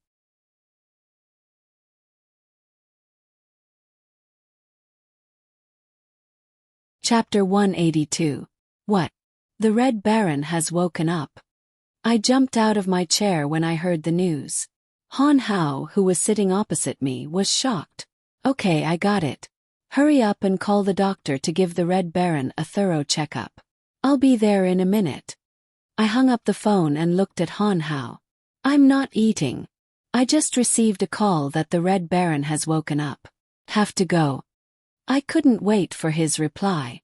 I turned and ran towards the Red Baron's ward. This was the best thing I'd heard all day. I couldn't care less about my pregnancy. I'd completely forgotten about it. After a while I finally arrived at the ICU. I saw the Red Baron's ward. The Red Minghui's people were standing at the door. I walked over. When they saw me, they greeted me politely and said, "Miss, you're here. We've already arranged for the doctor to give the Red Baron another checkup." "Okay, I got it." I was about to push the door open, but they stopped me. I looked at them in confusion. The person who stopped me said, "Miss, I'm sorry. The doctor just said that they're not sure if the Red Baron is out of danger. That's why they don't allow family members to visit the ward. They said that if you come, you should wait outside for the doctor's checkup. They'll talk to you in detail when they come out. I looked inside the ward. The doctor was examining the Red Baron. I knew I couldn't barge in. I thought for a while and nodded. "Okay, I got it. Thank you for being so responsible for the Red Baron. It's what we should do." They bowed to me. Although I used to hate my identity as the Miss of the Red Minghue's Leng family, it seemed that this identity was still very advantageous in front of people. This identity provided the Red Baron with the best medical team and the best medical services. Even the subordinates of the Red Minghui treated the Red Baron with respect. That was indeed the case. After all, she was the confidant of the Red Minghue's chairman, the personal bodyguard of the Miss of the Red Minghui, and the best fighter of the Red Minghui. Just these few identities were enough for her to stand firm among the members of the Red Minghui. Just as I was lost in my thoughts, the door of the ward opened. The doctor and the nurse walked out of the ward. He walked up to me and said, "Hello, Miss Lung. I've already done a systematic examination of the patient.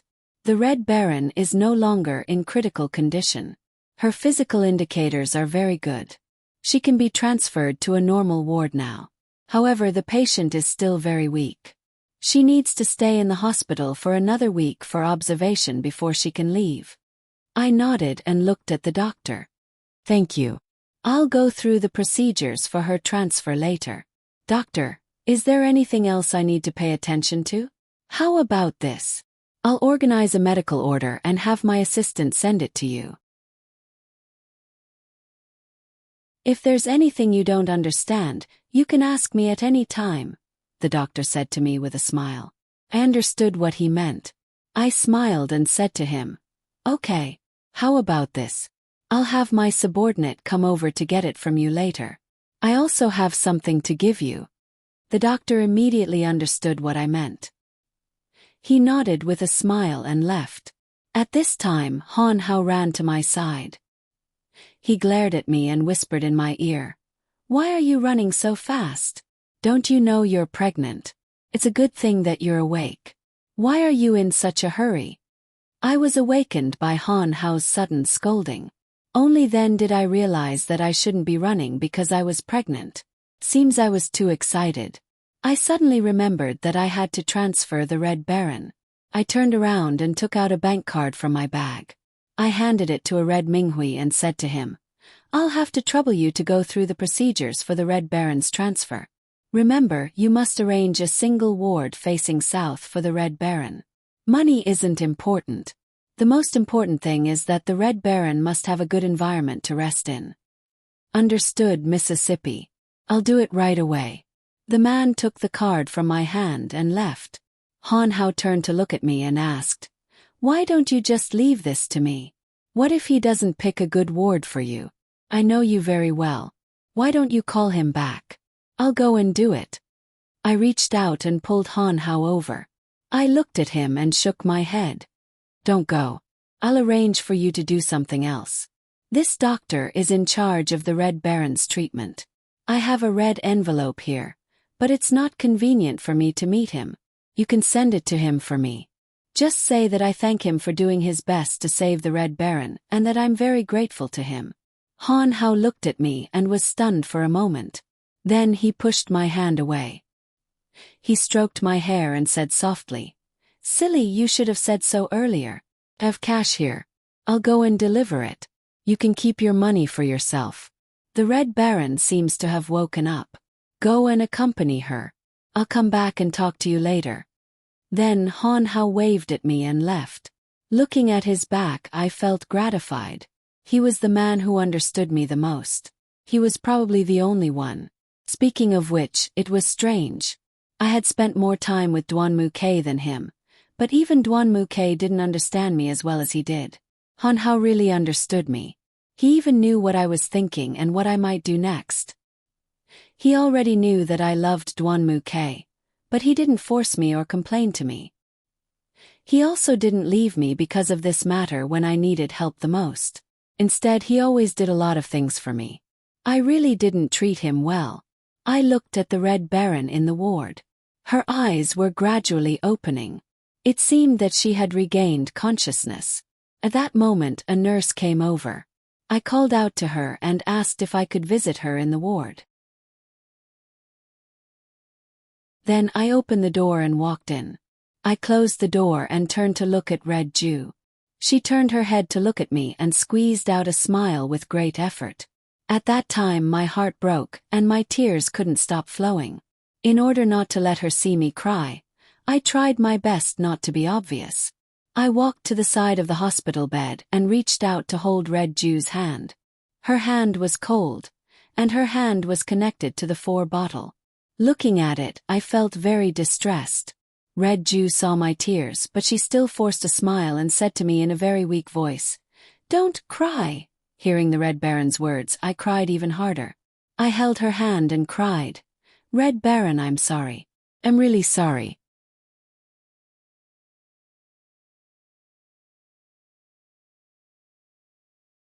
Chapter 183. The Red Baron shook her head and looked at me. "Don't be like this, Mississippi. I'm awake now. Don't be sad." I wiped the tears off my face and looked at the Red Baron. I nodded gently.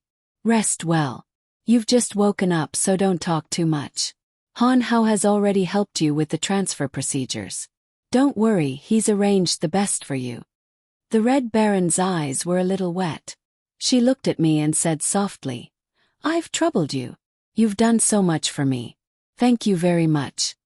I reached out and touched the Red Baron's face. "It's what I should do. Don't worry. Rest well. I won't accompany you for now. I don't want to disturb your rest. I'm going to see how Han Hao's transfer procedures are going." I stood up and turned around to leave. Suddenly, the Red Baron called me. "Mississippi." I stopped and turned around to look at her. "What's wrong, Red Baron? Is there anything else?" The Red Baron looked at me and said softly, "Miss, you must be careful. There might be other people who could be a threat to you. Don't act on your own."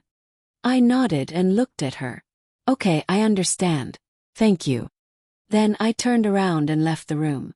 When I walked out of the room, I called the Red Minghue's people who were standing nearby and told them to keep a close watch. If there were any strangers near the room, they were to inform me immediately. I stood at the door of the room and thought of Han Hao. Just as I was about to go find him, he appeared in front of me. He looked at me and said, "Shaoli, the Red Baron's room has been arranged. I've asked the nurses to tidy up the room. Do you want to go take a look now?" I thought for a moment and nodded. "Okay, take me there." Han Hao smiled at me and pulled me forward. This time my phone suddenly rang.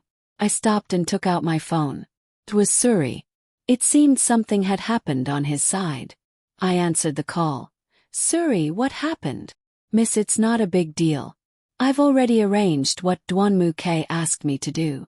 Also, Xinyao has recovered, but she's crying and screaming to see you. She said she's sorry for implicating you and wants to apologize to you in person. I told her you were busy, but she insisted that I call you. I couldn't persuade her. What should I do?" "Tell Xinyao that I'm fine and tell her to be good. I still have some things to do, and I don't know when I'll be done. Tell her not to wait for me, and let her rest." Before I finished, Xinyao's voice sounded from the other side of the phone. "Sister-in-law. Come back quickly, sister-in-law. I have a lot of things to tell you. Come back quickly, okay?" Suri seemed to have snatched the phone away from him. He whispered to me, "Miss, you see, I really don't know what to do." Xinyao's cries sounded from the other side of the phone. It was true that I should be by her side when she really needed me, but I was worried about the Red Baron's health. I sighed and said softly, "Okay, I got it. I'll make the arrangements and contact you later." I hung up the phone and looked at Han Hao, shaking my head helplessly. Before I could say anything, Han Hao walked to my side. He reached out and touched my face. "Xinyao misses you. She suffered a lot today. You should go back and accompany her." I turned to look in the direction of the Red Baron's ward and said softly, "But I'm worried about the Red Baron. I'm afraid that something will happen to her again." Han Hao looked at me and pulled me into his arms. He whispered in my ear, "It's okay. Go home and see Xinyao. I'll be here. I'll stay here and watch over her. I've already told my family that I won't be home for a few days because of something. I'll stay here and accompany the Red Baron for you. Don't worry, just go home." Then Han Hao kissed my forehead gently. I looked at Han Hao with embarrassment and said, "Thank you for your hard work. I'll come back after I've settled Xinyao down. I'll be quick. Don't worry." Han Hao smiled at me and hugged me. I left the hospital. On the way home I felt exhausted. Maybe it was because I was too tired.